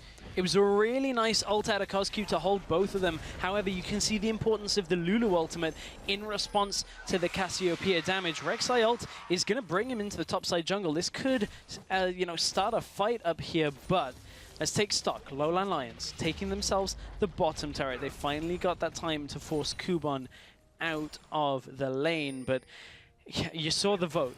Yeah. The fans think almost it's 50, very easy, very even, very, very close between these two teams, and the skill level is as well. Yeah, that's, I agree, because the last game we saw was actually very close. It was really just down to who managed to get the upper hand in one team, and that cascaded out of control. Morsu maybe trying to aggress here. Great binding from Lebe, and that means Morsu was in place for a long time, takes so much damage from that top lane. Cairo will be looking to return the damage with the Javelin, and that tunnel is also there. Zayu will recover some health with his passive there. And they do clear up the rest of the minions. That means Morsu is out of action, but he does have the teleport. If they can get the teleport off him, they'll have the teleport advantage. They will indeed, and Reason are going to get this turret, though. They are going to let it deny first, which is very important, because, again, against the Jax, you do not want to give him free farm, and it didn't deny the full wave, it denied a cannon wave, which is, it's a nice little victory against the Jax, but it's not exactly what you want. So you can see that Celeber has actually had to stay there and shove it, but Jax is already there. he's back into the lane. He's going to get that experience, get that free farm. It's going to start catching him back up to Kuban. Yeah, and Kuban's pretty much doing the same thing in the bot lane, but I believe it is actually pushing towards the bot lane of Lowland Lions. That's why Visibility is also there. So we do have the AD carries going up against those top laners, and it is just a matter of who gets the more farm, and who's able to control the map, and who's needed where. CosQ in the mid lane, still out farming Take Fun, but only by a little. And now Dragon looks to be on the horizon for these two teams. 12 minutes into this one. The warding coverage, not too bad. Looks like they're trying to fight over it. The blue buff has been timed out for Reason Gaming, so they're able to pick up their own here and maybe time it for the Dragon. And now they will head into the river and try and get some wards down. To give you an idea of how this tier is going to work out, it's already half stacked for Kyrie. It's 375 already. We're only 12 minutes into the game. Regularly, a jungle Nidalee would not be stacking this at anywhere near this rate. Yeah. And that is going to work out very well if it doesn't get punished. Oh, the jump over the wall. He gets the steal, but he may pay with his life, though. Down he goes. The consolation prize from Reason Gaming, but taking a page out of Diamond's book from the LTS, Kyrie over the wall gets the steal of Nidalee. Again, the increased damage. Everything here is going to be building towards Lowland Lions' later game composition. This helps them now against Reason Gaming. They only give 1 for the Dragon. Great steal there. Yeah, really nice. So not only are they scaling really well, they'll have the Dragon that will delay Reason Gaming getting ahead in this game. Zayu and Salava will maybe be able to take the bottom turret alongside Lebic. Gotta watch for a teleport hybrid here, though. Coming in from the top side. Teleport is available for Morsu and not Kuban, so Lowland Lions have the teleport advantage. Visibility's coming in here, looking maybe for this teleport to come in. Hybrid takes so much damage, he'll have to jump back, use a stand behind me to get to a minion. But they do repel the assault in the bottom lane. Tremor Sense will see Kyrie out, and he does head into that lane. Bottom turret is still standing, though, for Lowland Lions. That's the main thing. Yeah, it did just get saved just in time. That was, I could see Morsu on the map. He was looking for a spot to teleport down to his bottom lane. The wards weren't quite in place, though, for Lowland Lions to get a flank, and Jack's kind of just teleporting in front wouldn't really do too much. They knew they had the advantage, and Jax is on the way to build that Blade of the Ruined King, as is Irelia for the Trinity Force, but both are quite far off, actually. You look at Irelia has actually opted for 2 halves of 2 different parts. Yeah. Going towards that Sheen and the Zeal, both at the same time. So neither of them really have that massive amount of damage right now that either team needs them to fight with. But Jax is going to be able to teleport in and stun, get a bit of damage from his abilities, get that empowered strike off as well. It's enough during a fight that Lowland Lions can use that if they get that teleport advantage. Well, you spoke in Champion Select about the potential power spikes in the mid game with Reason Gaming. They've started to hit some of those, maybe not on the Irelia, but in the mid lane we do have now the Morella Noncon and a Neasley Large Rod for the Take Fun, and Salava with his Trinity Force. So they're in a pretty good spot themselves, just need everyone to get onto the same page. Yeah, they do indeed, but the Triforce not being near completed for Irelia yet is a little bit problematic, or would be a little bit problematic if there was a Dragon still on the map. Yeah. I normally would say luckily for Reason, but they did just have it stolen away. So I guess unluckily for Reason, they don't have another attempt at that for a little amount of time, but it allows Irelia to have that Trinity Force. She will have it completed before the next Dragon fight. So Zayu uses ultimate to get into around the crab area in the bottom Dragon and just go for the invade, try and get some aggressive vision down. Now they rotate towards the middle lane. And Lowland Lions, can they try and disrupt this push? Maybe not, because Kyrie gets bound by Livic once again, landing a perfect binding. He'll get the Soul Shackles onto Hybrid. Does Take Fun have the damage? He'll flash away. CosQ now comes to the fight. He has been exhausted. Now he follows up with the Twin Fangs, gets the damage down, and picks up the kill. Will return with the ultimate as well. Only onto the backside of Take Fun. Will not get the stun. Oh, there's a slow. Flashes forwards into the Twin Fang. Not quite enough damage, but now Zayu is under attack. He has his flash if he needs it. He'll actually borrow back into the fight onto Hybrid. Does he have the damage? No, he does not. Turn around. Once again, CosQ with his E will pick up that kill. Kuban now comes in the fight. This is so delayed, but Wowo auto attack from the tower. He picks up the kill. A 2 for 2, a double kill for CosQ. basically the one-man army against Reason Gaming. Careful, because Kyrie is back. This was such an extended fight here that if Reason sit for the tower... Oh, my goodness, that could have been the end of Take He'll jump on Celeber regardless. Takefun's basically out of mana. He doesn't have any of his summoners or his ultimate. Kyrie jumps onto Celeber, looks for the takedown. It's not enough damage. He goes down, but so does Nidalee. Vigilante comes into the fight. He'll pick up the kill onto Takefun, who was still alive in the mid lane. That was extended. What a crazy, scrappy fight here in this mid lane. It was all for the mid lane towers. Finally, Kuban managed to join the fight. He and Celeber had to run up to the mid lane after CosQ had dealt the damage. And at that point, Celeber and Kuban thought they had free range. Kyrie, right back into the fight, had to just run down the middle lane, you know, using that Cougar form to his advantage as well, leaping all the way. And they managed to clean up the fight. The fight between the two, if I'm not mistaken, is roughly even. However, Morsu at the same time took top tower. So the overall global gold swing, the swing from that fight goes to Lowland Lions. They're still a little bit behind, but this is every bit as close as we were expecting this game to be. Yeah, it's been dead even, and after that trade, it's still pretty much even when you take a look at the whole game as a whole.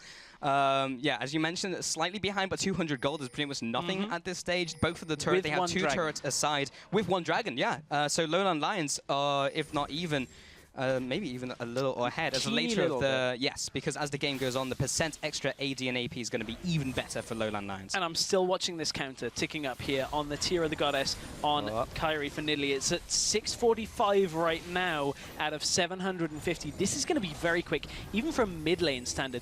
Taking a look at the Cassiopeia, it's only at 550 for Cass. He's 100 stacks ahead of his mid laner who would normally build a Tier of the Goddess. This is paying off and paying dividends for Kyrie here. Yeah, so unless Reason Gaming have been keeping track of this, this is going to hit them when they least expect it. Yeah, you have your power spikes with your items. Now the Trinity Force has been completed by Kuban, but are they paying attention to Kyrie's power spike?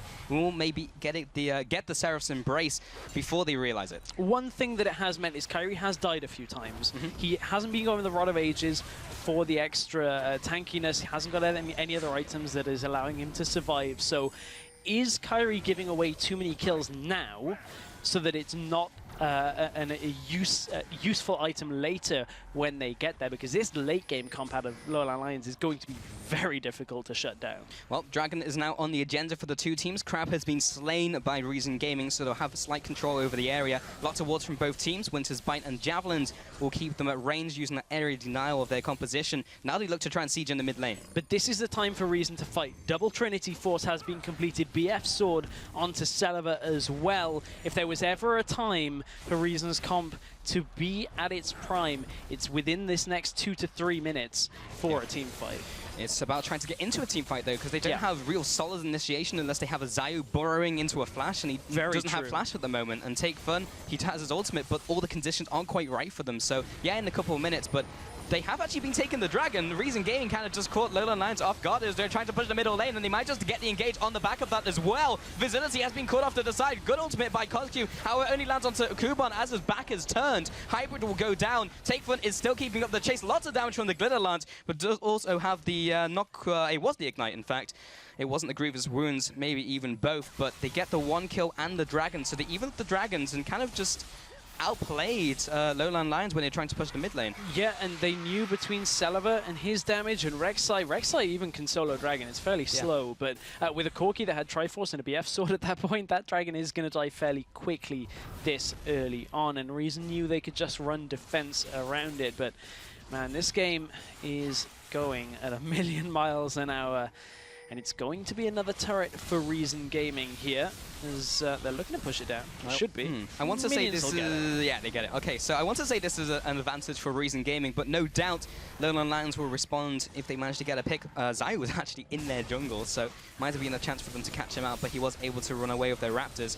Kyrie and CosQ donate over the blue buff for the constant spam from Cassiopeia. And Zayu will do the same on his own buff. So now the teams do back off and do the kind of housekeeping, just clear out their jungles and do everything they can. Go back and buy some items. Take Fun has now picked up his Death Cap as well with the Morellonomicon, sitting on only Tier 1 boots. And there's a Seraph's Embrace as well from CosQ. He's got that completed. And now just waiting for Kyrie to follow suit. 750, 750. He's Kyrie's tier is fully stacked. It's just a case of gold. But again, it's been very greedy. And I know I'm probably a broken record, but when we see something like this, I do like to keep track of how quickly it's stacking up. Yeah.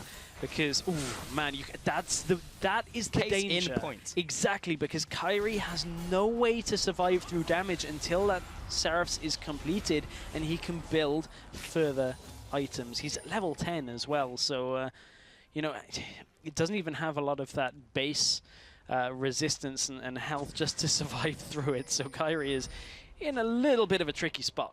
So let me pose this question to you. So with Reason Gaming, they have their power spikes right now, they have the Trinity Forces, they have the Death Caps, but we also have Lowland Lions who have gone for those early tiers. They also have, a Seraph's Embrace on the horizon for them. As soon as that's completed and Jax also catches up with the team, who is going to come out ahead when we see a full-on clash? Because we've had a couple so far around objectives like the Dragon, but both of these guys are approaching power spikes and getting to the optimum point. It ties back to your point about Reason's engage, or lack thereof. If Reason can get a binding into a Morgana ult on somebody that's caught out away from the team, then by all means Reason can still compete in these team fights. They've still got maybe another 10 minutes before this comp really takes over from Lowland Lions. These next few fights are going to be crucial, because if Lowland Lions take them, they are very quickly going to go from being a team that is waiting to a team that is destroying your base already. So it's all on the engage, it's all on the Braum disengage as well here out of Lowland Lions. Braum and Cassiopeia alone can shut down so much of what Reason Gaming can do, but it's all in the execution. Okay, we'll see if that goes how we feel like it will do. Kyrie, low mana, low health, will be able to clear out the minion wave. Reason Gaming taking the initiative here. They're the ones going from turret to turret, side to side, trying to get an advantage. Looks like they may have just gotten the best of Lowland Lions as they move to the mid lane and take the inner turret. This is what they have to do, but they also have to stop Morsu. He is pushing on his own. So it's a question of how much can Reason gain and how much can they prevent from Morsu. Kuban teleports up the top lane. It's exactly what they need, but it does buy Lowland Lions teleport advantage. Yeah, so they lost a tower for the teleport advantage, so now they have a window in which they may be able to do something with it, but it's about identifying what they can do with that teleport. Zayu in the jungle is able to get a nice pink core, 2 minutes for the Dragon, and Zayu will take this opportunity to take the Rift Scuttler as well while he's at it. So everyone is approaching these big, strong points. Kyrie lands the spear onto Zayu. Little dangerous to jump on him there. Doesn't know where the rest of the team is, as their vision control is denied from the opposing jungle of Reason Gaming. It's all around their own jungle, defensive ward, and around the Dragon. But what Reason have full control of, this topside jungle where Morsu is right now, they know exactly where Lowland Lions are around this blue buff. So in the event that Dragon comes up, Reason can take it very quickly again.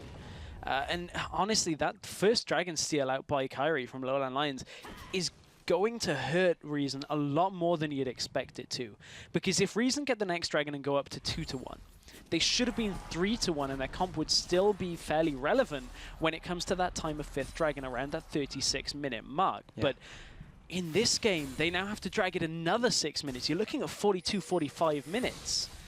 And that is not where a Corki is going to succeed. And Irelia needs a perfect engage to continue that, so it really is going to punish Reason Gaming. Yeah, and Kozq is just going to be as strong as ever. He's just going to continue to get stronger. Morsu is Jax, and late game Jax is a horror by itself. So Lowland Lions, the longer this game goes on, they will be in pretty good standings. This game, we said it before, I'm going to say it again, it's even. Reason Gaming are ahead currently. They are around 4,000 gold ahead, which is significant. It's around the big item, but of course it's split amongst the members. Do also have the map advantages in terms of turrets. Kuban trying to get the engage, but doesn't quite have enough damage to one-shot the backline of minions, so kind of awkwardly loses the cooldown on that and can't close the gap with Lowland Lions. So Dragon is now spawning, and we'll see who comes out ahead. Reason Gaming, of course, will be the ones to try and start it. I feel like I'm kind of like an automated stack update here, because Statbot another thing we've 2000. got to keep track of is the aspect of the Serpent. Cassiopeia's passive, which of course is going to... Oh, we'll forget about that. Morsu's in trouble. Yeah, we'll catch back up to that in a second, because Morsu does use Counter-Strike, but while he's able to dodge a couple of auto-attack, there was a black shield on Celiver, so there's no stun. There's the ultimate, doesn't land on to take from, but he's got so much sustained damage. Man. Lulu tries to go head-to-head against the Snake. That does not end nicely. Livic in the bot lane aggresses, and there is the ultimate coming in. The Glacial Fidget. Kuban comes into the fight. It's now 3 versus 2. Kyrie should be dropping. Celiver standing there, getting the damage down. Visibility, that's a big crit. Hybrid is the only one to go 1 versus 2 if he wants to. He has to retreat back to his turret. So a 2 for 2 overall, and Zayu is pushing the top lane because Q's pushing the mid. Man, this is just all over the map is this game. You can see Celiver's damage is still so huge with that BT alongside the Trinity Force at middle lane. Aspect of the Serpent really just completely paying off. He's getting so much lifesteal, so much cooldown reduction and damage from that passive that CosQ has been stacking. He is now finally to get around to it at 320 stacks on that, so he's doing pretty well. Let's take a look at the game. Another look, because a lot happened here. So Celiver catches out Morsu here on the map. This is before the mid lane trade as well, so Morsu was an easy kill. Robin's already pushing up, and I believe we're actually going straight back into the game. Okay. We'll digest that as this game goes. We'll take a second. Okay, His dragon is up. Yeah, what just happened was CosQ did get caught in the mid lane there. Now Reason Gaming will go for the dragon themselves. We saw that as an objective, but both the teams didn't use that to fight over. Hybrid here does get caught in the jungle. They'll try and go for him. He will flash over the wall, but that's all they need, because Celiver and Zayu are able to two-man the dragon. So this will be the second dragon of the game, but as you mentioned before, they are now, of course, not trying to get to the spike. They're not going to get to the spike when they wanted to. It's going to be delayed a little bit. Exactly. That 5th dragon spike is going to be later into the game, but you can see still that Reason Gaming's composition is still able to get these picks, still able to get the fights against Lowland Lions, and it's such a close game right now. Although it maybe isn't reflected in the gold lead that Reason Gaming have, there is so much on the side of Lowland Lions that has just become apparent. Because to that point, Blade of the Ruined King just completed on Jax. That's a key item spike. You can see another needlessly large rod, or a needlessly large rod picked up on Cassiopeia, going towards the Rabadon's death cap. Reason Gaming cannot underestimate the damage in the next fight the Lowland Lions are going to have. Yeah, it really is reaching a boiling point, and very similar to what we saw on Tuesday, where the teams were very even, traded lots of fights back and forth. This kind of just exemplifies that with these compositions who hit those big spikes.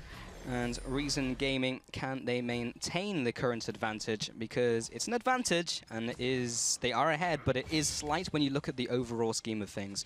In the top lane as well, you know, we've been talking about how this game has kind of been revolving around them. Kuban and Morsu, they're both hitting that stage where they have hit those 2 items, but Morsu does have the slight upper hand. I say slight, 40 CS is kind of a big deal. But that being said, Kuban has 3 kills as well. 40 CS sounds very similar to the 45 CS that Morsu is normally ahead by on his lane opponent at the end of the game because of his split pushing. And what is Morsu doing? He's down in the bottom lane. He's going to try and fight Kuban. Zayu is here, though, so this isn't a fight that Morsu can win.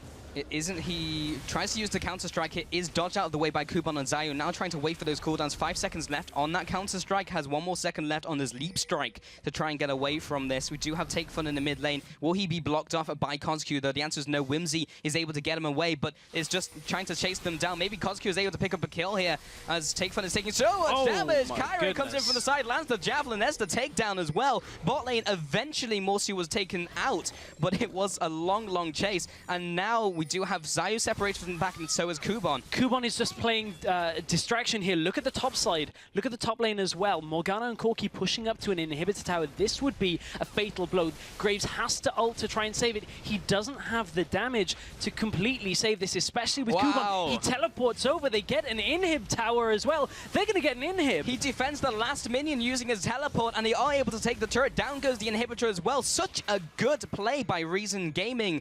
They were able to just bait out those 2 people following him and take the top turret and utilize the teleport well. Superb play. It's exactly what Reason Gaming needed. They knew they were running out of time with their composition, and now Lowland Lions, they cannot split push. They have to have somebody stay there in the base and defend that lane or risk a 3 versus 4, 3 versus 5 fight, and that is not something the Lowland Lions are willing to do in this setup. And man, that is going to be a big, big play out of Reason. That is going to be so huge. Yeah, right now, what does that mean, though? 8 and 11 in terms of kills, but more importantly, the gold sitting 5,000 gold ahead here. 2 turrets advances to Reason Gaming. They do also have that extra dragon. That will be a couple minutes away. At least over 2 minutes, as I can tell, as there's no timer. But in the mid lane, everyone is starting to group up. We haven't had any players over Baron yet. That has not even been touched. But the vision has started to accumulate around the area. Teams kind of putting sporadic wards down at the moment. And that's something Reason Gaming have to be very careful of, and something the inhibitor will help.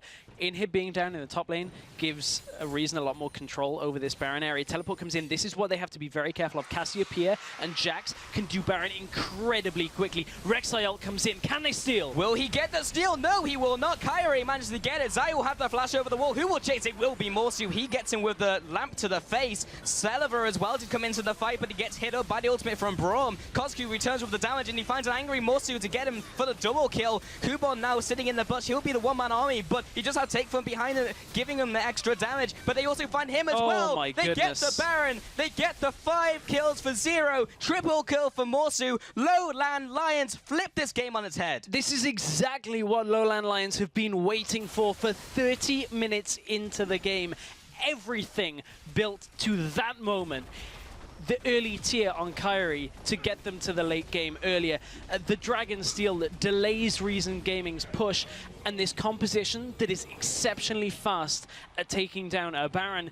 Reason Gaming had no chance. They knew what was coming and couldn't defend it. Look at how fast this Baron is dying at 30 minutes. Zayu desperately tries for the steal. He's milliseconds a little bit late. He didn't get his smite off, and here's Morsu time. This is what Morsu is known for as a top laner. He already gets his first kill and just runs back to the backside of this fight. Celiver goes straight into his path. Morsu thinks it's his Christmas, because he's just going to pick up kills left, right, and center, and there is nothing that this Reason composition can do to stop the clean ace. Yeah, that was just so well played by Lowland Lions, replying with their own big play from what Reason did before, telegraphing that big teleport in the top lane. Now Dragon spawning in 10 seconds, and we may see another big fight.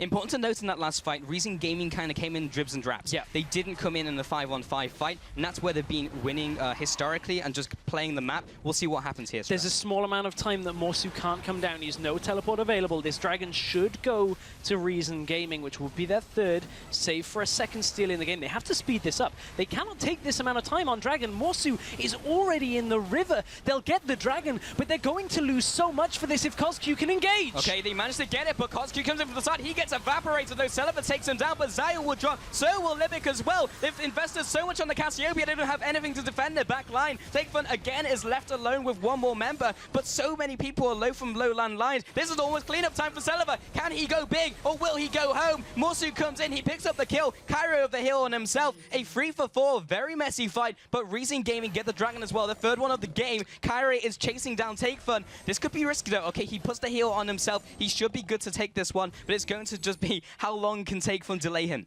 I mean, he just has to wait. The mid lane is already pushing up to the Nexus turrets, and still 10 seconds left. Kyrie is just stopping Takefun for the flash over the spear. Flash out of the way no from the mana on Javelin toss. He still able to use his Cougar form abilities. He takes him out with the takedown. And he gets him eventually. Still has the Baron recall to go back to base. So will Visility, but that was pretty damn good damage control there. Yep. Stopping them from really doing more damage to that base. You can see only a bit of damage onto those Nexus turrets. So, that was a hectic fight. Kyrie knew he had to go aggressive there in Cougar form because of the lack of mana. Even with the tier, he'd burned through all of it, which meant he had to hit the W and the E to get the kill. Otherwise, Lulu would have just obliterated him. Ult was very nearly off cooldown as well, but man, I want to drag it all the way back. Reason played with their food for too long in front of that Dragon. That could have been a clean in and out pickup of the Dragon. You cannot spend that much time this late into the game against a Jax and a Cassiopeia. Reason did get their 3rd Dragon of the game, but they lost a fair amount from it. There's damage on the Nexus turrets, and they're not going to get to 5 anytime soon. Well, Libic has been caught out here by Kyrie, but Zayu comes into the fight. That was very dangerous. Morsu off to the left-hand side, but Take Fun and Kuban are there to react if they went in for the fight.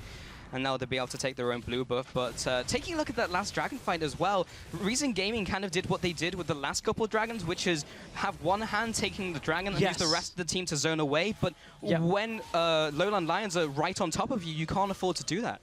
The problem they've got is if they've got one hand on the Dragon and one hand defending, Morsu's got both hands on his lamppost, and he's coming straight into the fight here for Lowland Lions, and Reason cannot afford for that to happen.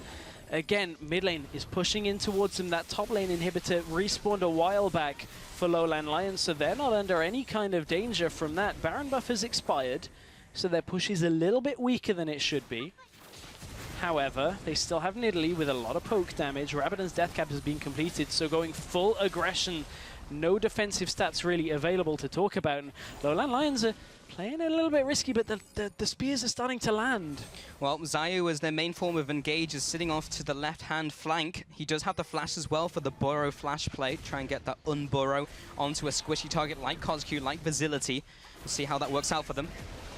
Ooh, it's a waiting game though. Top lane's going to push in towards Reason. Lowland Lions have the position. Reason have to go. They'll try and go for the fight. Morsu comes in with the counter-strike. Doesn't get a stun off, but they do miss the binding as well. Libic unable to land that one. Kyrie is taking a lot of damage. He's also low on mana from the constant javelins he's been throwing out. Kuban trying to lead the charge. Does have the shield, the whimsy, everything on top of him. Can he close the gap? Gets the jump to the minion using Blade Surge. Now moves on to Cosq as well. Doesn't have the stun. Turns around. Only lands onto the backside of the Aurelia. There's the flash. There's the knockup from Zayu. They may have to just leave Cosq out to dry here, and there's a 55-minute death timer.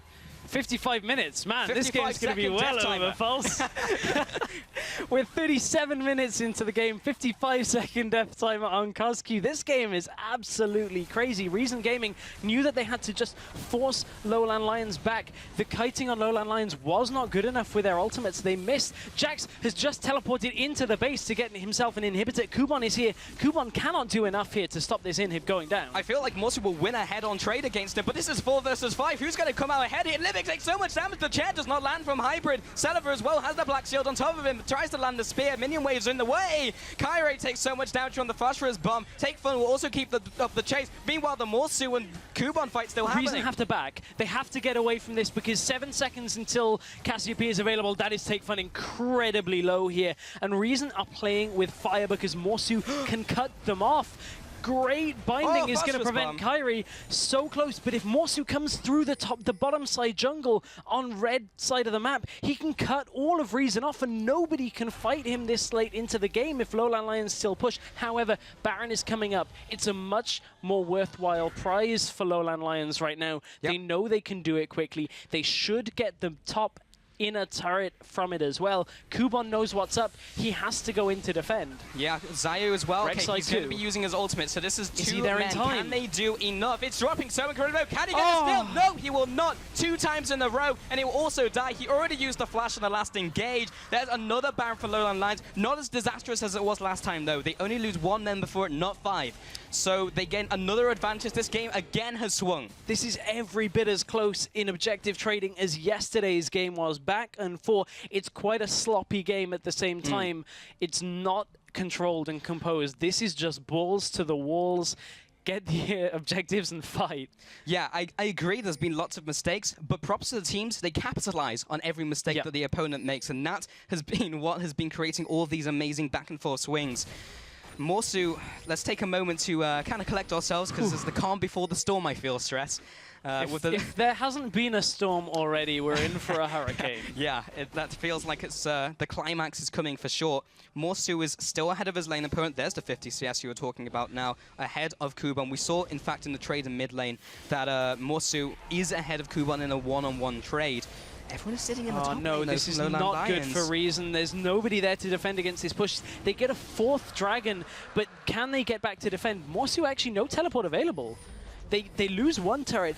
If Reason can recall and get themselves in position, they may be able to defend because Morsu won't be with his team any chance. Zayu could look to maybe burrow and unburrow with a big knockup here. They're coming in from behind. Morgana is looking to engage. 4v5. Reason might be able to get this fight. Well, Limbic will be jumping in here along with Kubon. Errol goes up in the air. Who will come back down again? Zayu takes some damage, but it's Kozku who's going to be the first to fall. And Morsu was too late to the fight. He doesn't have the teleport. The rest of the team is disintegrating. It's 2 for 1 so far. Hybrid is kiting backwards. Morsu is in the bot lane. Oh, Two people Kyrie! going for him. Kyrie comes in for 1. Looks for the second one to take Fun. Everyone else has abandoned him. He's sticking down from the yak. He heals himself somehow. And Morsu is now trading off against Kubon. And also Morgana hitting away at this inhibitor. Now moving in. The minion line has also come in to help him. This is 3 versus 2. And there's nothing they can do. Lowland Lions, with the constant swings in this game, somehow managed to pick up the win against Reason Gaming. 22 kills to 17. And my God, Stress, has this been back and forth. But Lowland Lions close out this series 1-2-1 in this week. What an amazing game. My goodness, that was a back and forth game if ever I have seen one. And Lowland Lions, I thought maybe Reason could take the fight, and they did. They got the fight win, and then were greedy with only putting 2 people. They knew that Kubon couldn't defend against Morsu on his own. They had to send Libic, and that meant it was a 2-on-2 with a Lulu, and I believe it was Zayu on Rek'Sai against a very, very powerful Nidalee that late into the game. That was a risky play, but it was a 50-50 out of Reason. They had to stop Morsu. They had to get the kills, and their comp just didn't survive for just long enough in that game. Yeah, it's the late game Jack's problem. Basically is what that game came down to. He was ahead of Irelia. They needed more than one person to deal with him. It meant they were going to be outnumbered, but Reason Gaming did the right play. They engaged 5 versus 4. They actually did very well, but it was just mechanically very good from Lowland Lions to actually turn that one around. And over time, all they need to do is hold even, and that means that Morsu will eventually win out because he's Jax. Morsu's Jax finally rears its head. Well, the other thing is, Morsu finally gets a top laner that works by itself, where he's ahead of his lane opponent, and it's enough to net his team a win. So the Wukong didn't work out, the Fiora didn't work out, but Jax is the Goldilocks zone. When in doubt, play Jax for Morsu. I mean, we're probably going to see a lot of Jax bans against Lowland Lions in the next games, because that composition, just everything about that game screamed Lowland Lions saying, we're going to give 30 minutes of this game over to you. And I know I've said this a few times already, but it worked out. It worked out very well for them. It was touch and go. Reason had some great plays, but Lowland Lions, in the end, coming out with the win. Well, we need to take a breather. Yes, with only 1 game remaining, we need to take a quick break, but we'll be back in 3.5. Stay tuned for our final game of the day.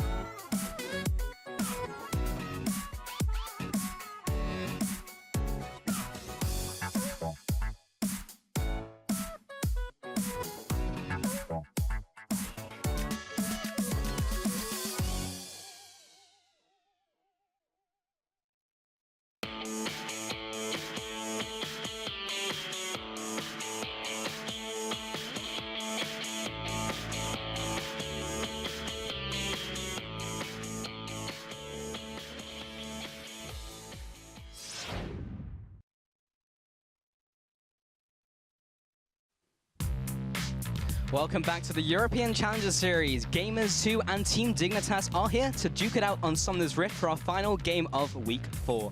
And Gamers 2 are finally getting wins, and they are now tied for second. So now they just have to hold it by taking wins against Team Dignitas. So Team Dignitas were also expected to do well, but really haven't in past weeks. They've also brought in roster changes to try and rectify that problem, but again, that just hasn't yielded results. No, it hasn't indeed. And man, am I glad we had a couple of minutes after that game, because that was that was a crazy game, and I hope this one's very similar. But when you go into this game, as much build-up as there is normally with a Challenger game, you have to feel like this one has just a little bit more from this. Because anybody who follows some of our Challenger players on Twitter will know that when it comes to Gamers 2 and Team Dignitas, there is no love lost between these two teams. Some of the players are very vocal, so this certainly could be a bit of a bloodbath when it comes to a kill-heavy game. Yeah, very much so. Just trying to get that kill onto the person they maybe dislike a little. But let's go through the lineups. On the blue side, it's Gamers 2. In the top lane, Smitty, Jay, Gilius in the jungle, Iker in the mid lane, and Jeebus and Hiva in the AD carry and support. That also means that sporting the red colors is Team Dignitas EU. Wonderwear in the top lane, Broken Shard in the jungle, Senkux in the mid lane, Cobby and Voidal as the newer AD carry and support. Yes, and speaking of Cobby and Voidal, as you said, new additions to the team. I believe they were brought in for week 3 here for the round robin. This team hasn't meshed is a big problem for Team Dignitas. They really just have not become a cohesive unit, and Cobby and Voidal, to some extent, haven't yet pulled their weight. When you look at it, Voidal's been dying a lot in games, and his assist ratio is about the same as his death ratio. The other problem is, because they haven't gelled, there's no clear strategies in a lot of games that they've played. Keep in mind, this was 2 weeks ago. They've had 2 weeks of extra practice with these two players, but they still are going to remain fairly dependent on their solo carries, I feel. Yeah, it's very interesting because, you know, Crazy Caps he did very well before we actually saw them, and I spoke to Broken Shard, and he said that Crazy Caps has bigger highs but bigger lows, so big spikes and big troughs, whereas now they have a little more consistency, but it's about raising that consistency, I have to feel. So we'll see actually how these two teams went head-to-head yesterday, because it became a little one-sided towards the end at least. Broken Shard and Towers usually don't mix well early game, but a well-orchestrated gank on Iker, they pick up both of his summoners and they pick up the kill. And that looked great if you ignore what happened in the bottom lane at exactly the same time, because Voidal dies, and then Cobby dies as well. That's the first 2 kills onto what would essentially turn out to be this Juggernaut composition. You look at the shields, you look at the Cogmore. We saw this so much at IEM. This is a variation on it. Double kill already in the bottom lane. Into this jungle fight, and another double kill for Jeebus on that Cogmore. Very difficult, very fast start. Yeah, and despite Jeebus racking up all of these kills, this is the start of Senkux's glorious evolution, grabbing a double kill for himself here, so it's starting off well. Senkux showing his skills, but Gilius never one to be undone. Look at this play, gets the jump kick, the flash into kicking Senkux. That's how you do angles here from Gilius. Yeah, and that's also allows for a smooth escape with the Lantern coming in here, which also allows a third double kill of the game for Jeebus, making him 7-0-1 at 20 minutes into the game. That's a strong Cogmore, and you know, Dig managed to drag them out to the 40-minute mark, but they're against a Juggernaut comp and an Orianna who hits a beautiful shockwave here. This is not where you want to be against a comp that wants to go to the late game. No, it is not. And now, at 42 minutes into the game, Juggernaut has reached critical mass. He has. And we'll see that here. After a Baron pickup for Gamers 2, Dignitas reacts just too slowly to it, and Cogmore stands front and center, slaying everyone who comes in range. No one can even touch him with the sheer amount of shielding they had. And Jeebus, off the back of this fight, finds a quadra kill. You'll see him just chase down Wonderwear, who tries to delay the inevitable with the Zhonya's, but it's just a matter of time. That's quadra. Just a matter of time indeed. Merry Christmas, Reindeer Cogmore. But, you know, one thing happened in that fight, Leona ult hit point like straight on Cogmore. Exactly what you want from a Leona ult. Didn't phase him. So many heals and shields. Yeah, and you see that reflected in the scoreline. Yes. 22-8. That is the biggest KDA we've had so far on the Challenger Series. Absolutely massive. Wish he was on Fantasy, and has 20.8k gold as well. He was just unbelievably far ahead. It's just exemplified in the Juggernaut comp. Yeah, and never one to have a bad game, really. Senkux showing up pretty big for himself. 11-4-5 in any other game. you would expect would be a very good stat line. Senkux has been playing a lot of Victor recently. He's very good on him, but wasn't quite enough this game. Yeah, I really just want to carry on singing the praises of Senkux because he delivers week after week. Even in the games he loses, he always just has a good game.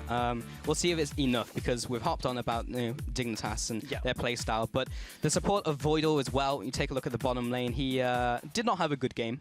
Also, last week as well when we saw his enemy. Yeah, he's died a lot. And, you know, normally he's an aggressive support, likes to get himself into fights, which leads him to die, but whether it's that the shot calling hasn't quite been synced up so that when he goes in, everybody else follows, whether it's just the decision-making, something that Team Dignitas will have needed to have fixed up until this point. As we said, they've had 2 weeks where everybody was at IEM, where there were no games played to practice. So they could be a revamped lineup here. But one thing that, you know, we've already brought up about how everybody's talking publicly about the game. One thing we wanted to look at was their Juggernaut comp. It's very similar to the ones that were run at IM, a little bit of tweaks here and there.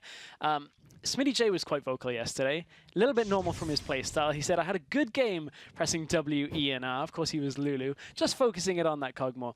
A couple of smiley faces there kind of hint to me that he didn't exactly have the most fun game, although it was a good game. So we'll see whether Smitty J plays that playstyle again, whether he aims to go for something that has a little bit more damage. Well, hey, it worked, right? I mean, like, he was the meat shield for his Cogmore, but yeah, it was good. It's not Smitty J's playstyle. No, it is not. No, it is not. But yeah, well, he takes one for the team. They did win in convincing fashion after that Cog got ahead. So we'll see if they go for that one again. I find it fairly unlikely they'll be allowed to get it again. I feel like the Cogmore or something within the composition will be banned away because allowing them just that again would be close to suicide. And I mean, you know, one of the biggest ways we saw, speaking of IEM again, is, you know, it was just this past weekend we saw a lot of teams bringing out the Juggernaut comps.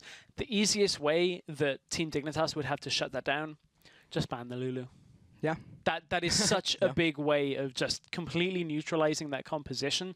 Ban the Lulu, you no longer have the shield and the wild growth and the speed up that is required. And it's very difficult to play a comp like that without it. It's almost impossible, I would hazard a guess. Yeah. You would just be playing Cogmore. You would just be playing Cogmore. Yeah, very true. Actually, very true to the game we saw at the start of the day with Origin. So, yeah. But we'll see actually how this game goes down, because if they move away from that playstyle, they'll just revert to what we've seen in previous weeks. And Dignitas, they really do have to pick up wins. I mean, the story is still the same here. Gamers 2 being tied up with the other 2 teams that we just saw. And Dignitas here in 5th place, so they need to start netting wins. If they win every game from here on out, they'll end 5-5, which could maybe get them a 3rd place. If they get into playoffs and then challenge for the 3rd place consolation, then they could still net a 3rd place and challenge for LCS. But it's a long road ahead of them. It is a really long road, and I kind of want to... I'm thinking that there is still a way, even if Team Dignitas were to lose this game. Obviously, the game hasn't been played yet, so we're still working that out. Make next week very interesting, because Team Dignitas face Reason Gaming, and at that point, they would be fighting for that 4th and 5th spot. So there's a lot on the line for Team Dignitas. There is a lot on the line, and we'll see the start of that journey, the first steps perhaps as we head into Champion Select here. And I'm very interested in the bans. And I feel like either Lulu or Cogmore has to be something here. Is it a magical journey, though? That's the question.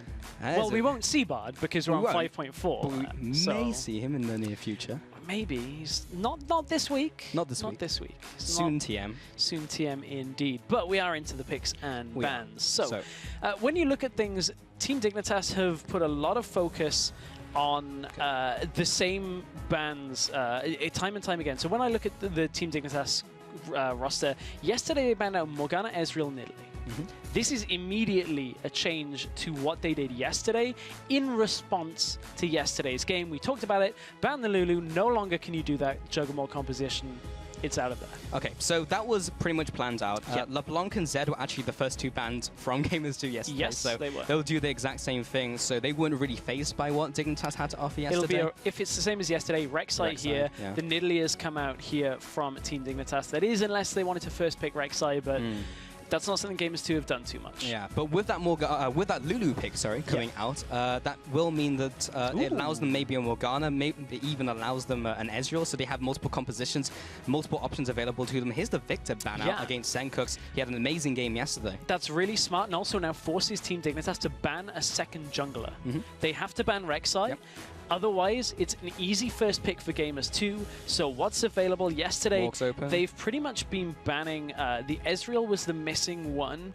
Other things available would be Lissandra. a flex ban. Yeah, flex pick for Lissandra. So now this gives Gamers 2 a lot of versatility here in the lineups. And what do they answer with? Flex into flex. Flex, yeah.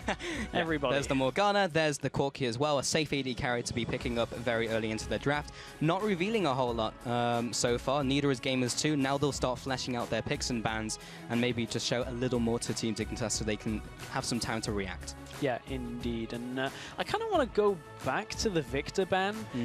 Senkux has been tweeting a lot, as he does, that he's been tweeting that he's becoming a Victor one-trick because he, in his own words, is so good on Victor that he just plays it so much that why play anything else? Which is a problem to some extent. Now, we know he's not a Victor one-trick. Yeah, we've seen the Azir, which we probably won't see, but we've seen lots of things. Ahri is in his champion pool. It's available here in this game. He knows he might have to play against a Lissandra, so we know he's not a one-trick, but his Victor has been pretty strong. Yeah, and that's been taken away. It's smart from Gamers 2.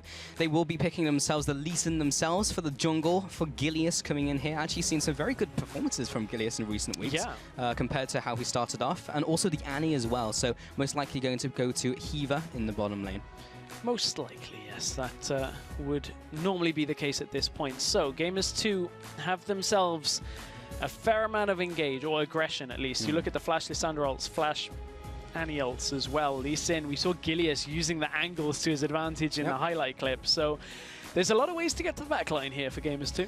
There is, and there's lots of ways to push them away, because we have the Janna coming in, and we have the Vi as well for the jungle. So Broken Shard prioritizing the Vi, still in 5.4, remember, so this is the patch before all the changes. So the question here is, do they bank on Team Dignitas putting Morgana on Voidal, which Morgana's not really a Voidal champion, more likely to be top lane. So do they pick something that is strong as a solo laner here for Smitty J? Give him a carry up in the top lane that he wants in this game. I can tell that he's saying, look, we can get me a top laner and I can carry this game, put Ica on Lissandra. Yeah. Maokai's not that kind of champion. I mean, it would work in their comp, but that's not Smitty J's playstyle. Jeebus, on the other hand... Hecarim, Fizz... Yeah, I mean, Hecarim and Fizz would be champions that would be available.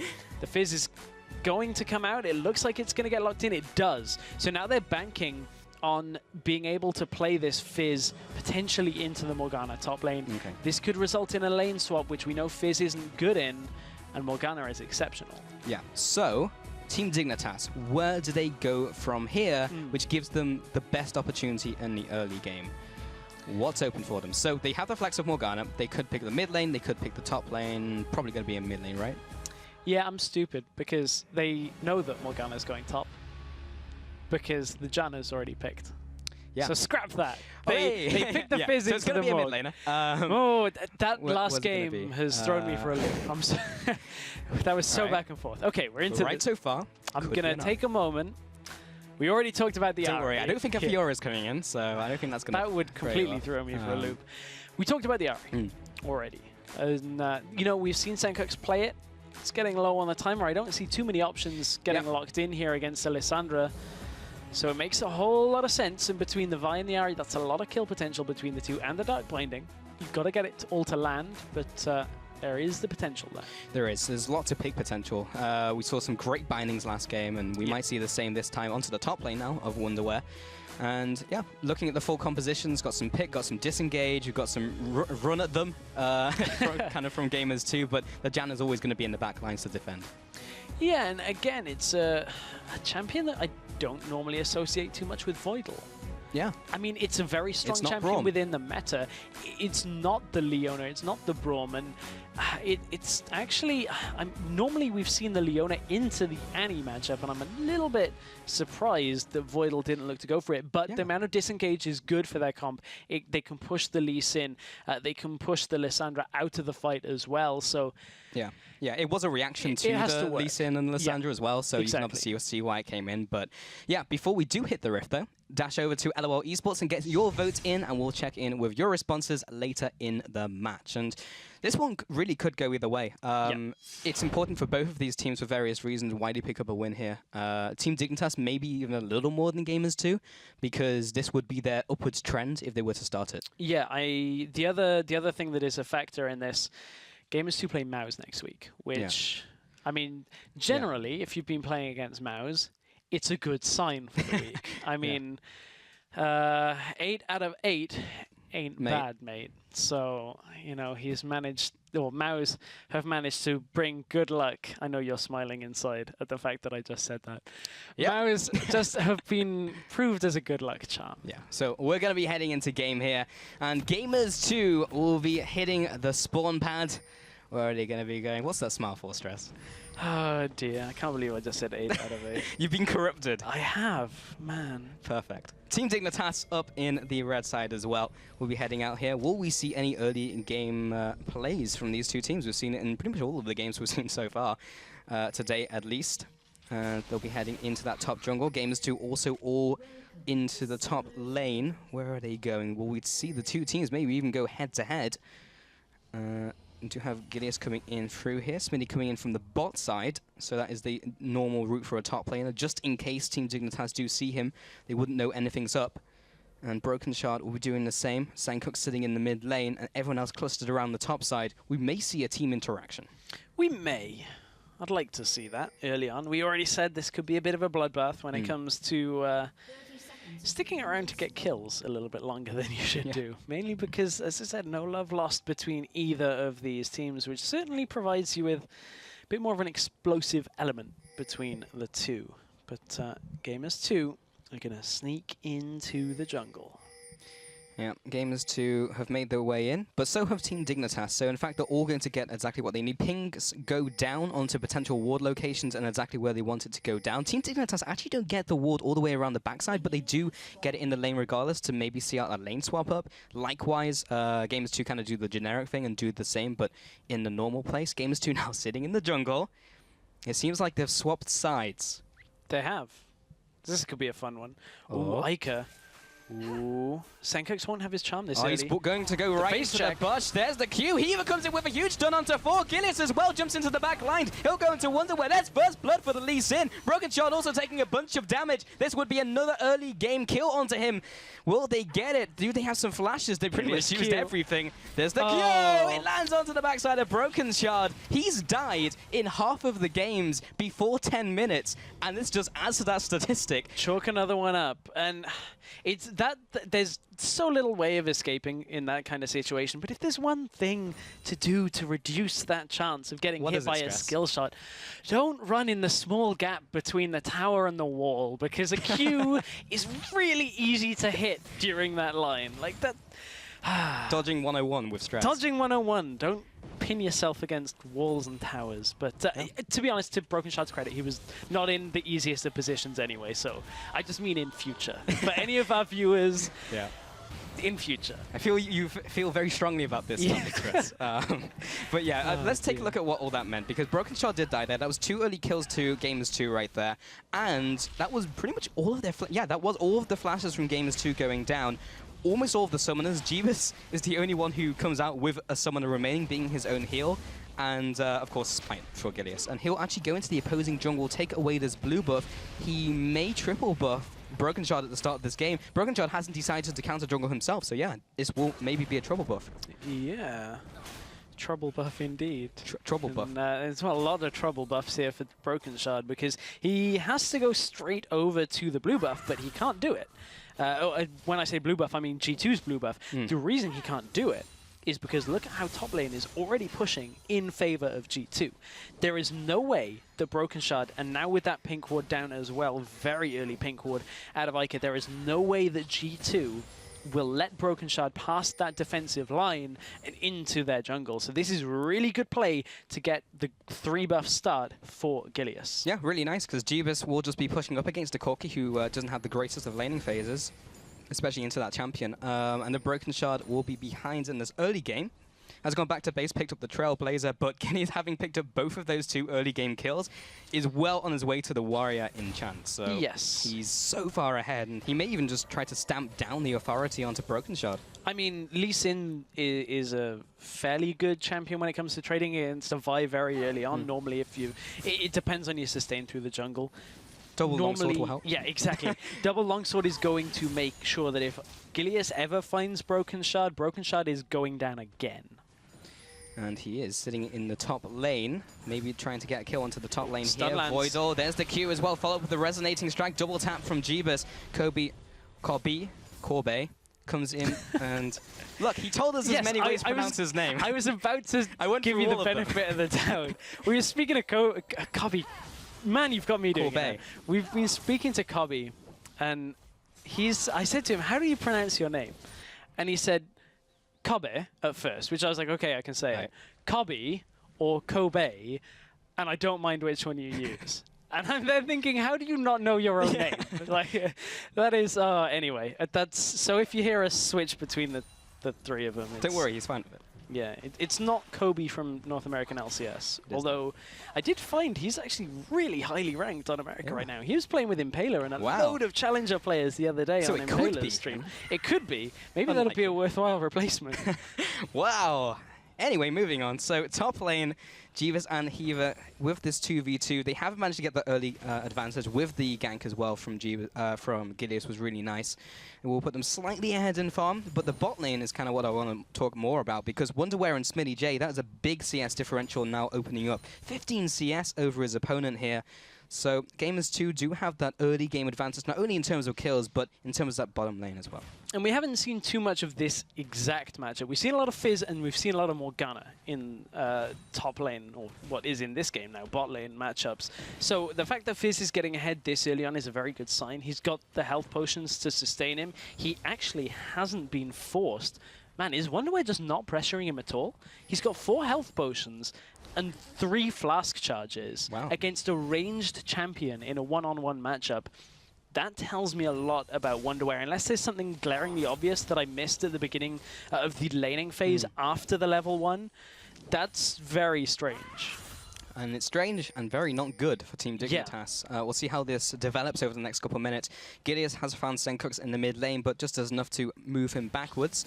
Gilius, funny enough, is now behind in levels versus Broken Shard, who's primarily been farming to catch up, where Gilius has been trying to press his advantage to no avail, really. He'll be in the opposing jungle, and he's really just falling slightly behind to Broken Shard, despite the great start. Yeah, only in the sense that Broken Shard had... because Broken Shard stuck around, did a couple of camps earlier. This is what Gilius wants here, though, is this fight. Although saying that, Broken Shard is going to get the better, but Ica is going to come across. And that's the wrong person to ult, and that will just leave Gilius to die. The teleport also came in from Wonderwear, not too sure about it. The kill was secured anyway, and Smitty J also teleports in. Okay, 2 things on that engage. One, the obvious. Ica has now got binded as well. Ica ults himself by mistake. He actually flash ulted himself by mistake. The second thing, why did Smitty J complete that teleport? Because Fizz is a champion that struggles to push ever. He's just basically gifted a free lane out of Wonderwear, getting out of lane, so he can even set this lane up and try and push it into the turret if he sticks around with the added time and get himself the time to head back and make sure he's all sorted. He did actually back before. I may be very mistaken. He may have been back in base when it came to that fight. I didn't see his positioning before, so maybe the teleport was okay, and backtracking. It was it was a little funny either way. There was a lot to digest in that one, and we'll see if we can break it down. But Gilius, now moving through his jungle, we'll find it's been slightly counter jungle. That may have actually been himself as he quickly reacted to that. Broken Shard and Voidal will be moving through their jungle, and Voidal will be heading back to his own AD carry, of course. There is no Annie there currently, so he knows that he's probably roaming, that being Hiva. So he'll be doing the same, maybe trying to counter gank. Iker maybe finding himself said Voidal. And they'll try and long-range take down this ward. It looks like Gamers 2 will get the better of it. Broken Shot comes in. He'll be ulting onto Hiba, though. Senkos will come in from the mid lane, trying to get the setup. He'll be flashing away from this. That will be the Ice Shot coming across. There's the Glacial Path as well. Iker will cut off his retreat. First kill onto Hiba. Can they follow up onto Broken Shot to find a return kill? Looks like the answer's no. Good timing. They knew the Lissandra ultimate wasn't available. As long as Team Dignitas split here and don't allow Broken Shot to get picked off. Oh, Jeebus. Oh, they're coming over the wall. Oh dear, Broken Shot. That's painful. That's not been a good place for him this game. That is really painful.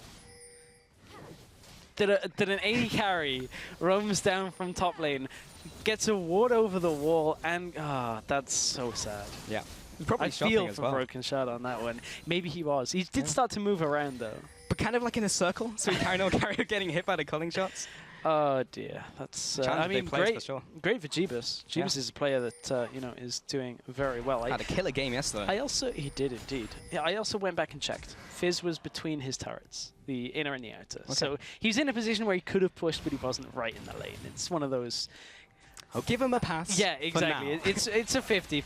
It's fine. Here comes the engage from Iker though. Gilius from the side tries to land a Q. Doesn't choose to go for it though. Senkux was behind his turret and his ultimate had just come off cooldown. So that would have been a good time to go because he didn't have it, but it was so close to the timer.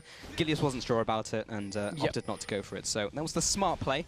Now, moving on maybe to this River Crab to get some vision. Also heading into the jungle, the buffs have started to respawn. We might see some aggression over it. These teams really are fighting tooth and nail over literally everything. Well, we did say it was going to be a game full of animosity. And you can certainly feel the Broken Shard. Okay. Broken Shard is getting the raw end of that deal already. He is 0-2 so far, but as always, Senkux is 2-0 in this game. He's ahead in lane in CS as well, and is close to getting his first item. Blue buff going over to him as well, so Senkux is in a good position here as we head towards the first dragon of the game. Another couple of minutes yet, maybe. But certainly these teams will be starting to look for it after the item spikes. Well, the difference in this game as well, yes, Senkux is ahead, which we typically come to expect by now. Yeah. But Wonderware is usually the other person who was ahead, and talking about him, he's getting caught in the mid lane against Smitty J. He's got so much damage. There is the E. Duke's out of the way of the damage, but he probably will be taken down here. He's going down.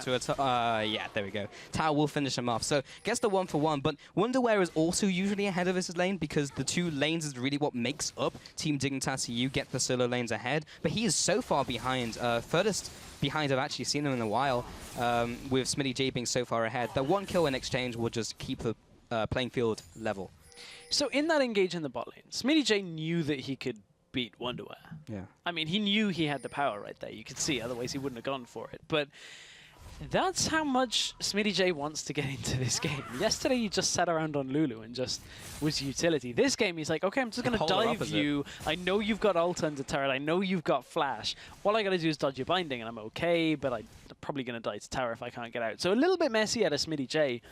But again, there's no holding back in this game. Nobody is saying, you know, we could could try and kill you one-on-one, but it's better if I don't right now. yeah, no one is pulling any punches. But, I mean, the other thing it's going to do is extend the lead that he has. 94 CS to 66 right now. It makes it more difficult for a Morgana to sit there against a Fizz because he does get the kill, gets the extra gold, gets the itemization, whereas Wonderwear just opted for the level 2 boots from Sorcerer Shoes. Yeah, taking a look at the items as well across the board, mid lane has both gone for the Morellonomicon, so we're hitting Spike there. Dragon may be on the agenda for the team, for the two teams. Gilius has gone for the Crab, also cleared out the Vision. It's well in the side of Gamers 2 if they choose to go for it. They'll have the early alarm system for them. But Senkux in the mid lane, maybe caught out. Iker from the side trying to get that ultimate down. Wonder where it was off to the side. They saw him with the ward, so there's the reason why they didn't go for that kill. And now we do have the Fizz teleporting in from the top lane. Wonder where doesn't need to do so. He might be able to get a kill on the retreat. Lands onto Broken Shard with the Chum the Waters, trying to get some more damage down. There's the Piercing Light. Gilius following through as well. There's Jeebus once again getting a kill with the culling. Using Tibbers to tank up the turret, maybe looking to go deeper. Will not be the case. And now they can turn their attention onto that dragon, or even anything else they want to go for. It will be that dragon. Yeah, Gamers 2 right now, they know that they don't have a Voidal to contend with here at this dragon. And they can already see Ari in that middle lane and Corki in the bottom lane. Corki's actually pushed up a little bit, and he's coming around the side. This could be very deadly. No Tibbers available, but a flash stun in the bottom lane could still do the work. Valkyrie did, however, I believe, get Cobby out. I saw it on the minimap. He just went quite faster, a distance. so I can assume he Valkyried. Exactly. So and he had flash and heal as well, so... Indeed. Yeah, he was fine. He had ways to get out of jail, for sure. But yeah, talking about items coming into the bot lane, Jeebus has picked up his BF sword now, looking towards, of course, the Trinity Force from Corki. Where else would he go? So, of course, looking towards the middle lane, or middle game, mid-game. There we go. Something in the game. Something in the game towards the middle is what Cobby is looking for. It's in the game. However, what I did want to talk about AD carries, the Berserkers groups come out very early on to this Lucian, and we haven't seen Lucian too much recently. Seen it every now and again. Forgiven it from SK Gaming is one of the players that will still pick Lucian very often.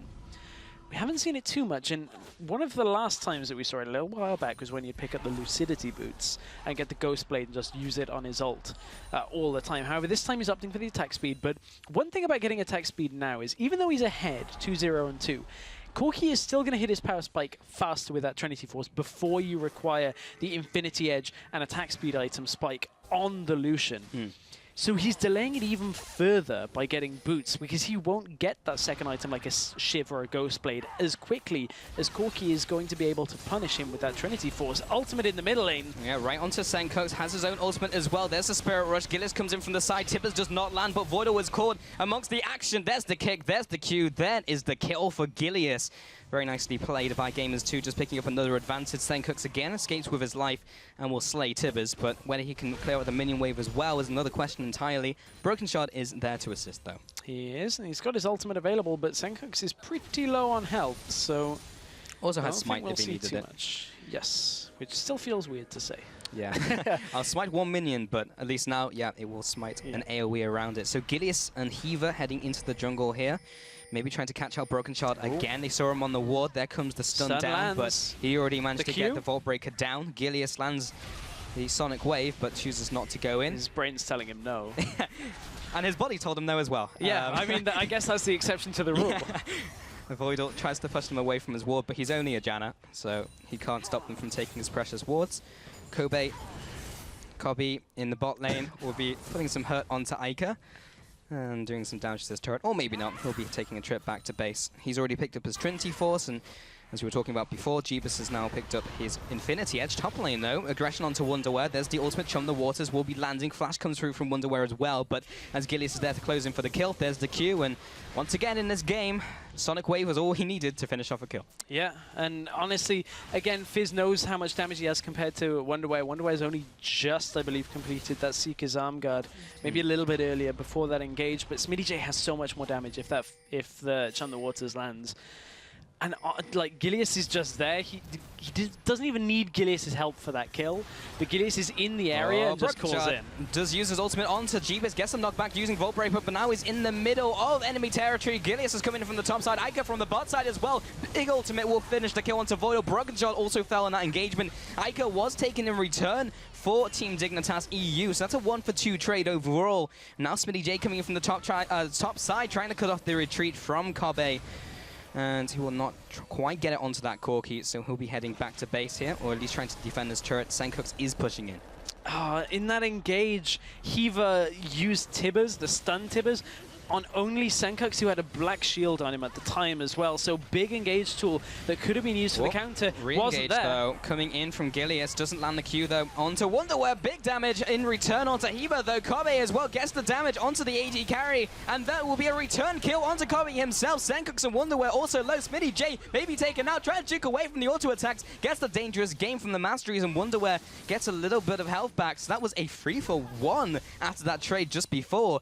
This is really back and forth. Triforce Spike was exactly what Team Dignitas were looking for here, and they managed to get it onto Cobby. It's going to be a tower as well, as Ica doesn't want to go in on that. And yeah, that is just a bit of a scrappy engage, and just back and forth from these two teams. Dragon's up in 1 minute 20, so we will see a repeat pretty much of the same thing.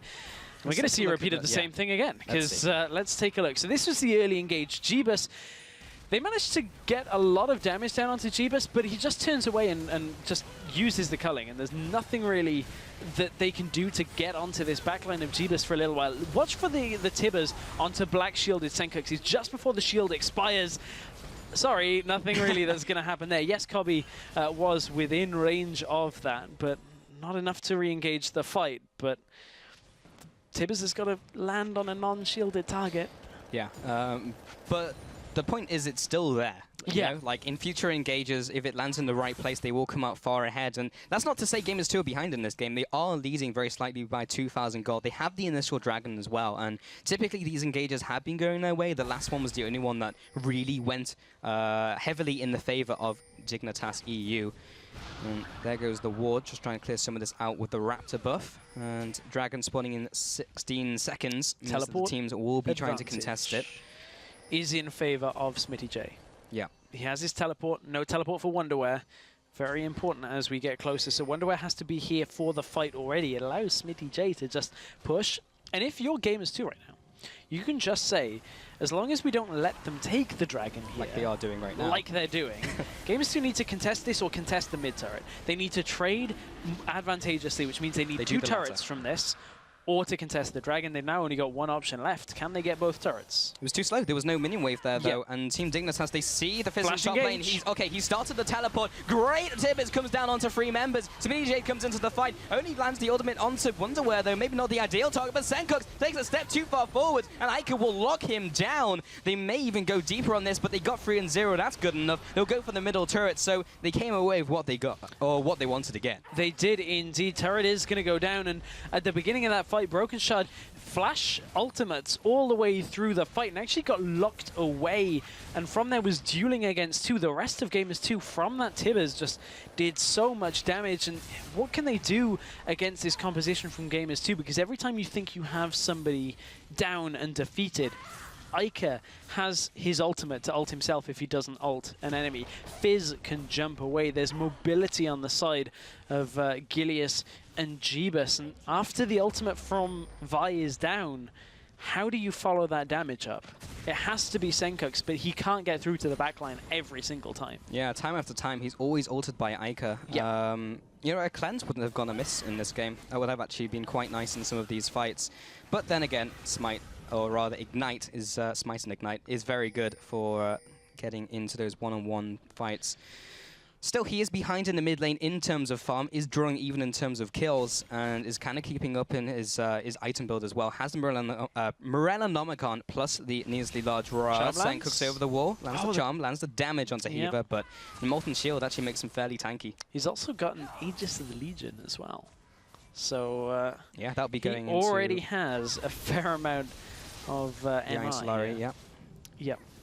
So he's already very tanky when it comes to an Annie at this point in the game. So he can survive a fair amount of Senkux damage in those little trades. But he does have to be careful that charms don't keep landing. Yeah. Baron has just spawned, but we won't be seeing too much of him for a while. 1 dragon apiece in this game. 5k advances 2 Gamers 2, so it's now getting more significant. Plus those 2 towers, so they do have this control over the map. Gilius is trying his best to actually clear out the wards in the opposing jungle. And also compared to the last game, this is, again, revolving around the top lane. And Smitty J, now on a champion maybe he feels he can do a little bit more on, is definitely doing a little bit more on, because he's 80 farm ahead of Wonderwear. That's quite a lot more, I would say. He's 70 farm. He's really in a... It's okay, maths isn't that important. That's true. It's okay, stay in school. He's 70 farm up. That is a big, big lead here for Gamers 2 up in that top lane. And the problem is, who's going to stop Fizz? Who can stop the split pushing Fizz? Because they have to put somebody against him. Typically, Morgana would be okay because you just clear the wave out. But every time Morgana walks up on Fizz, Fizz just goes aggressive. Lands the ult and... Ooh. Could have been danger there for Gilius, but he managed to sidestep all of it. Voidal with the Howling Gale, again, losing his wards. Smart by G2. They're going to pressure out Wonderwear in this top lane. Yes, they're walking over wards, but can Broken Shard and Voidal do enough to stop this? They're already engaged under the turret. Turret's down. 3 versus 5, just not enough. They decide to not go in. Kabe and Sankooks in the mid lane did not react fast enough. Top tower goes down. Just a nice rotational play from Gamers2. Just had the timing on it. Good push onto the top lane. Gets them another tower over their opponents. And now Fizz is pretty much hitting critical mass. He's got those 2 big power items. And interesting. So Gamers2, yeah, I mean, like they won the game yesterday and they're doing very well in this one. It's a safe call to go with the 76%, yeah, against Team Dignitas. It is a safe call for now. We'll see whether Team Dignitas can bounce back during this game. It's going to rely on that young man, Sankooks, the 16-year-old player from... Danish mid laners. Yeah, I was going to say from Denmark. The fish will be happy. I was going to say a phrase there, but I can't say it on air. So, yeah, Smitty J might be saying part of that phrase in a couple of seconds, because Sankooks is waiting for him here. Yeah, just not the bit with the yeah. Sankooks goes in. Sankooks, but he does land the ultimate onto him. That's a lot of damage in return. And picks up the kill with the auto attack. Broken Shot out. He's 1 on 3. Oh, he's still ticking down from the W, but it's not enough. A 1-for-1 and always picking up 2 in a 1v3 means Gamers2 will be able to go for the Baron. Wow, Smitty J is strong. Yeah, that's been on that. They've been on that Baron for a little while as well, because, and especially after they showed 3 people bot lane. That's going to be really difficult to deal with because Fizz is split pushing enough as it is. He's already getting turrets and damage on turrets. Now he's got Baron buff, which means he's got the Fizz is going to have the reduced damage on the minions, so now Morgana will never stop Fizz pushing in anyway. Tormented Soil just will not do enough to clear the wave. That Fizz can't just sit there and say, yeah, you've got to move behind your turret because I want it. This is going to become a very big problem for them. With and Dignitas even know how far behind they are in a 1-on-1 situation where in a 3 versus 1, they only barely got ahead onto Smitty J. So they have to come up with a solution, and it may just be having to force fights with the rest of the members, but I don't think they're far enough ahead to do that, so they're kind of in a lose-lose situation. They are in a lose-lose situation, which does not bode well for their standings. Team Dignitas currently at 2-5. The only team they have beaten is Mouse, and everybody else has beaten Mouse, so it doesn't really help too much in the current standings. They really needed a win here if they wanted to compete. I think the only situation that they'd actually be able to stay in is with 2 wins over Reason Gaming. They would have to 2-0 Reason Gaming next week if they lose this game. I think that's just as hard as trying to pick up wins against Gamers2. So if they can't do it here, it's a good bet that they might not be able to do it against Reason Gaming as well. There's a shield to keep it alive for an extra half a second. There's Fizz split pushing. Smitty J, and they just don't commit anyone to him. I'm silly. Fizz won't get the Baron buff because he was dead while they picked up Baron. So it's not quite as difficult as possible. That last game really has just...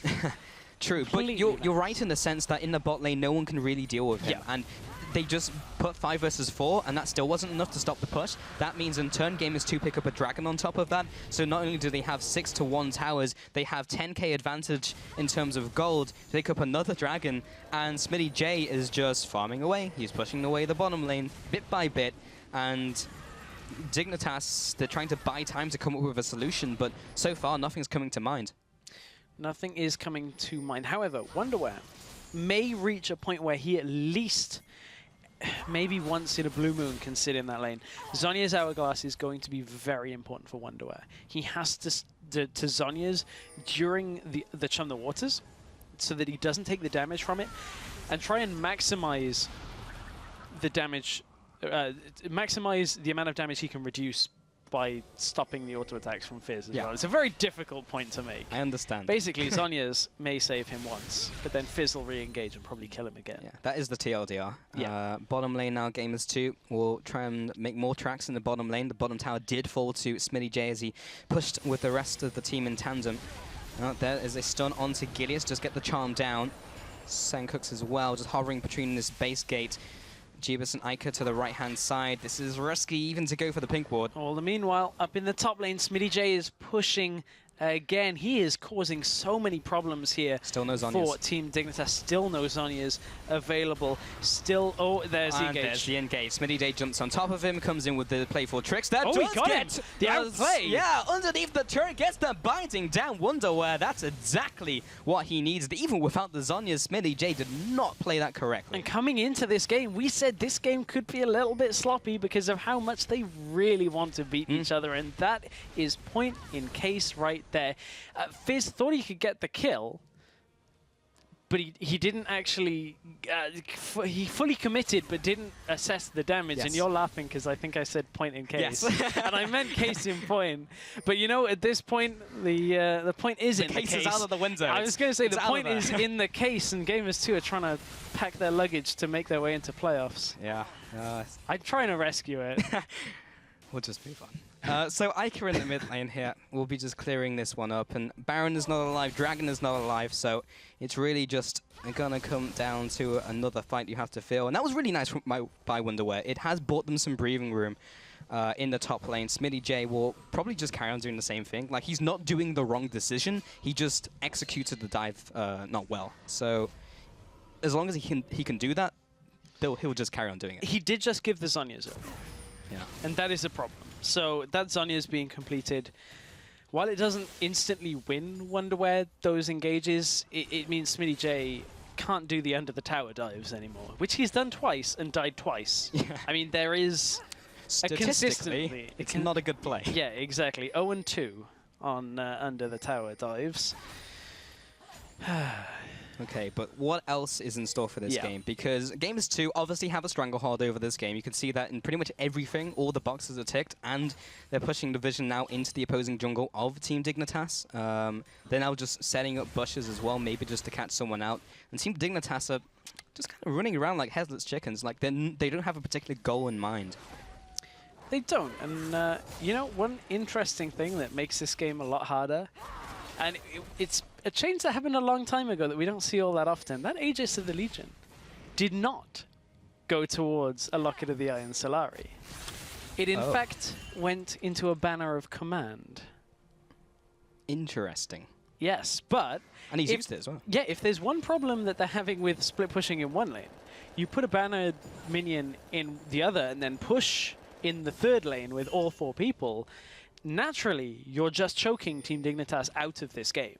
As long as you just use that banner of command all the time, it's not going to win you the game on its own, but it makes it even the more difficult for Team Dignitas to actually spread their players out. And SmittyJ may have been caught in the jungle, or maybe it's Broken Shot who's the one who's being caught. Wonderwear will have to use his ultimate on him and actually maintains with playful trickster, but now he's in the middle of the entire enemy team. He will be taking the damage from the culling as well. Jeebus again, that culling has been so value. Oh, SmittyJ jumps onto free. It's not quite enough damage with the playful trickster with the big splash at the end. A 1-for-2 trade. Gillis will be now going onto the turret with the rest of the team, and that's all they need to do to pry into this base now. They take the first inhibitor turret. They've broken the shell of Team Dignitas EU. Yeah, they're getting the inhibitor as well, and with Baron spawning in 15 seconds, they are on track to potentially pick up their second Baron of the game and then really put the final nail in the coffin for Team Dignitas. That's exactly where Gamers 2 are going. Or they know that Team Dignitas have a rough timer on this, so they're going to try and bait it. Yeah, they know where they are. They saw them go through those wards, so they know they're trying to aggress, but Gillis kind of gives up the game a little.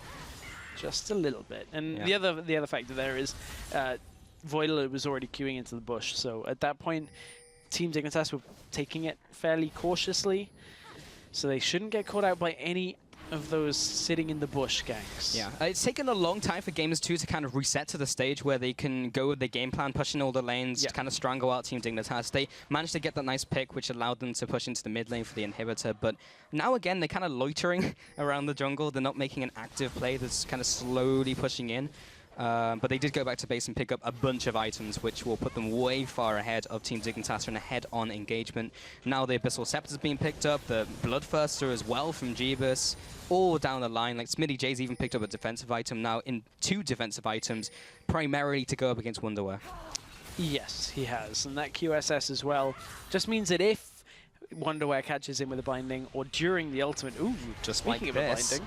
Yeah, he will land the ultimate onto Wonderwear. Go 1 versus 3 comes in once again with his E, but it's not going to be enough. But are we going to see a repeat of history? Because the rest of the team is on Baron. They are taking it fairly quickly, but I'm not sure they can take it down before Team Dignitas arrive. It's going to be a couple seconds. Jeebus is already planning out his escape route. So is Ica. We will have the engage perhaps coming in from Broken Shard. They do want this one. It is 5 versus 4. Senkux has used all his ultimate charges. There's Ica using his ultimate once again. Gideus tries to get the damage back onto Kobe. Oh, Jeebus comes in for 1. This may be Jeebus' time to shine. Picks up 1, picks up 2, picks up 3. Can he make it the 4th? 2 games in a row. Yes, he can. Second quadra in 2 games. Wonder where maybe they can even set up the Penta for him. Tibbers, go Push away. Tibbers away. Go away. Stop it, Tibbers. No, Ica. He's keeping him in place, but Wonderwear might just take some damage from this turret. It goes to so Evo with the close. last damage, but yeah, Gileas was already heading into the base, and despite that 5-0, that trade comes over to Gamers 2. They got the Baron as well, 7-1 on turrets,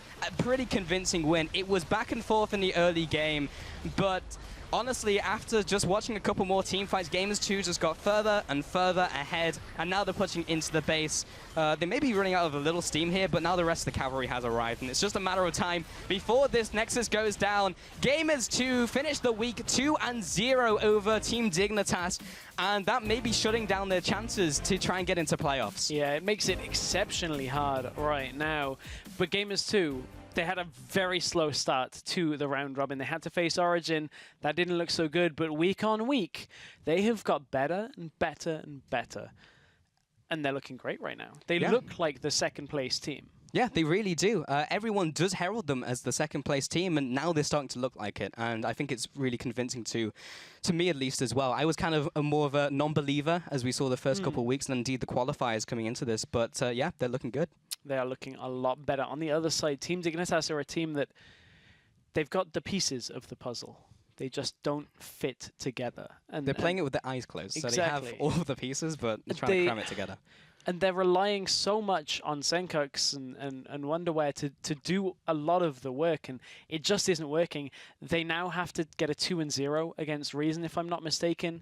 Yeah. And that's a tough ask, because even in Reason's loss today, Reason still looked very strong. Yeah, I feel like maybe they're a little weaker than Gamers 2, so if there is a chance, then it may be against Reason, but yeah, it's going to be a tall task indeed. So they have a lifeline, but it's a little far off. We'll see if they can do it. But with 1 week remaining, let's see where the teams stand. So now at the top of the table, it is once again Origin 8-0. They have secured themselves inside of the playoffs. And Gamers 2, Lowland Lions White will be tied now for 2nd. Then in 4th, Reason Gaming will be still sitting there. So still in that playoff spot. Team Dignitas again trailing behind, the same story as last week.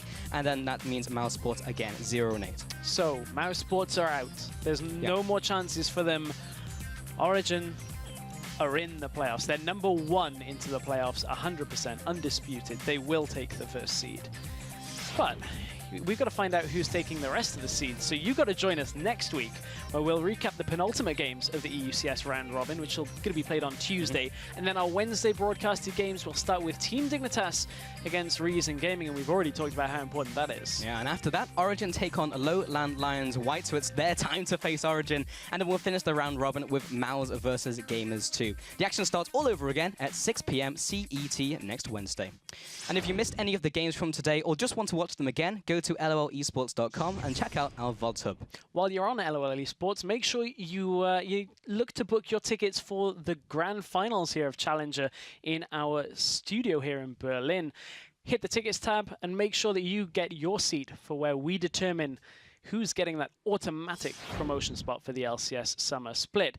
And for any teams fighting their way through the Challenger Ranked 5's ladder, just a bit of an advanced warning. The Rank 5's Challenger ladder will lock on May the 18th at noon CEST for Europe. Yeah, so try and get up there and get into the higher ranks of Challenger, because you may even be on our show in the Summer Split if you do manage to get into the top echelons of Challenger. But while the European Challenger Series is done for the week, this isn't the end of the line for League action. Tune in again at 11 p.m. CET or 3 p.m. Pacific time for Primetime League. And after PTL, make sure you stick around, because Freak and Zyrene are going to be taking the reins for Week 4 of the 2015 North American Challenger Series. Well, that's it from us here at the European Challenger Series. from myself, Stress, and the entire Berlin broadcast crew, thank you for watching, and we will see you at the same time, same place next week. Always the savior of the fight will be Miffy, getting the hook onto Cedric. They take him down, landing another charm onto the support as well. The bot lane bites the dust. Zazas comes in with the ultimate, the Onslaught of the Shadows misses.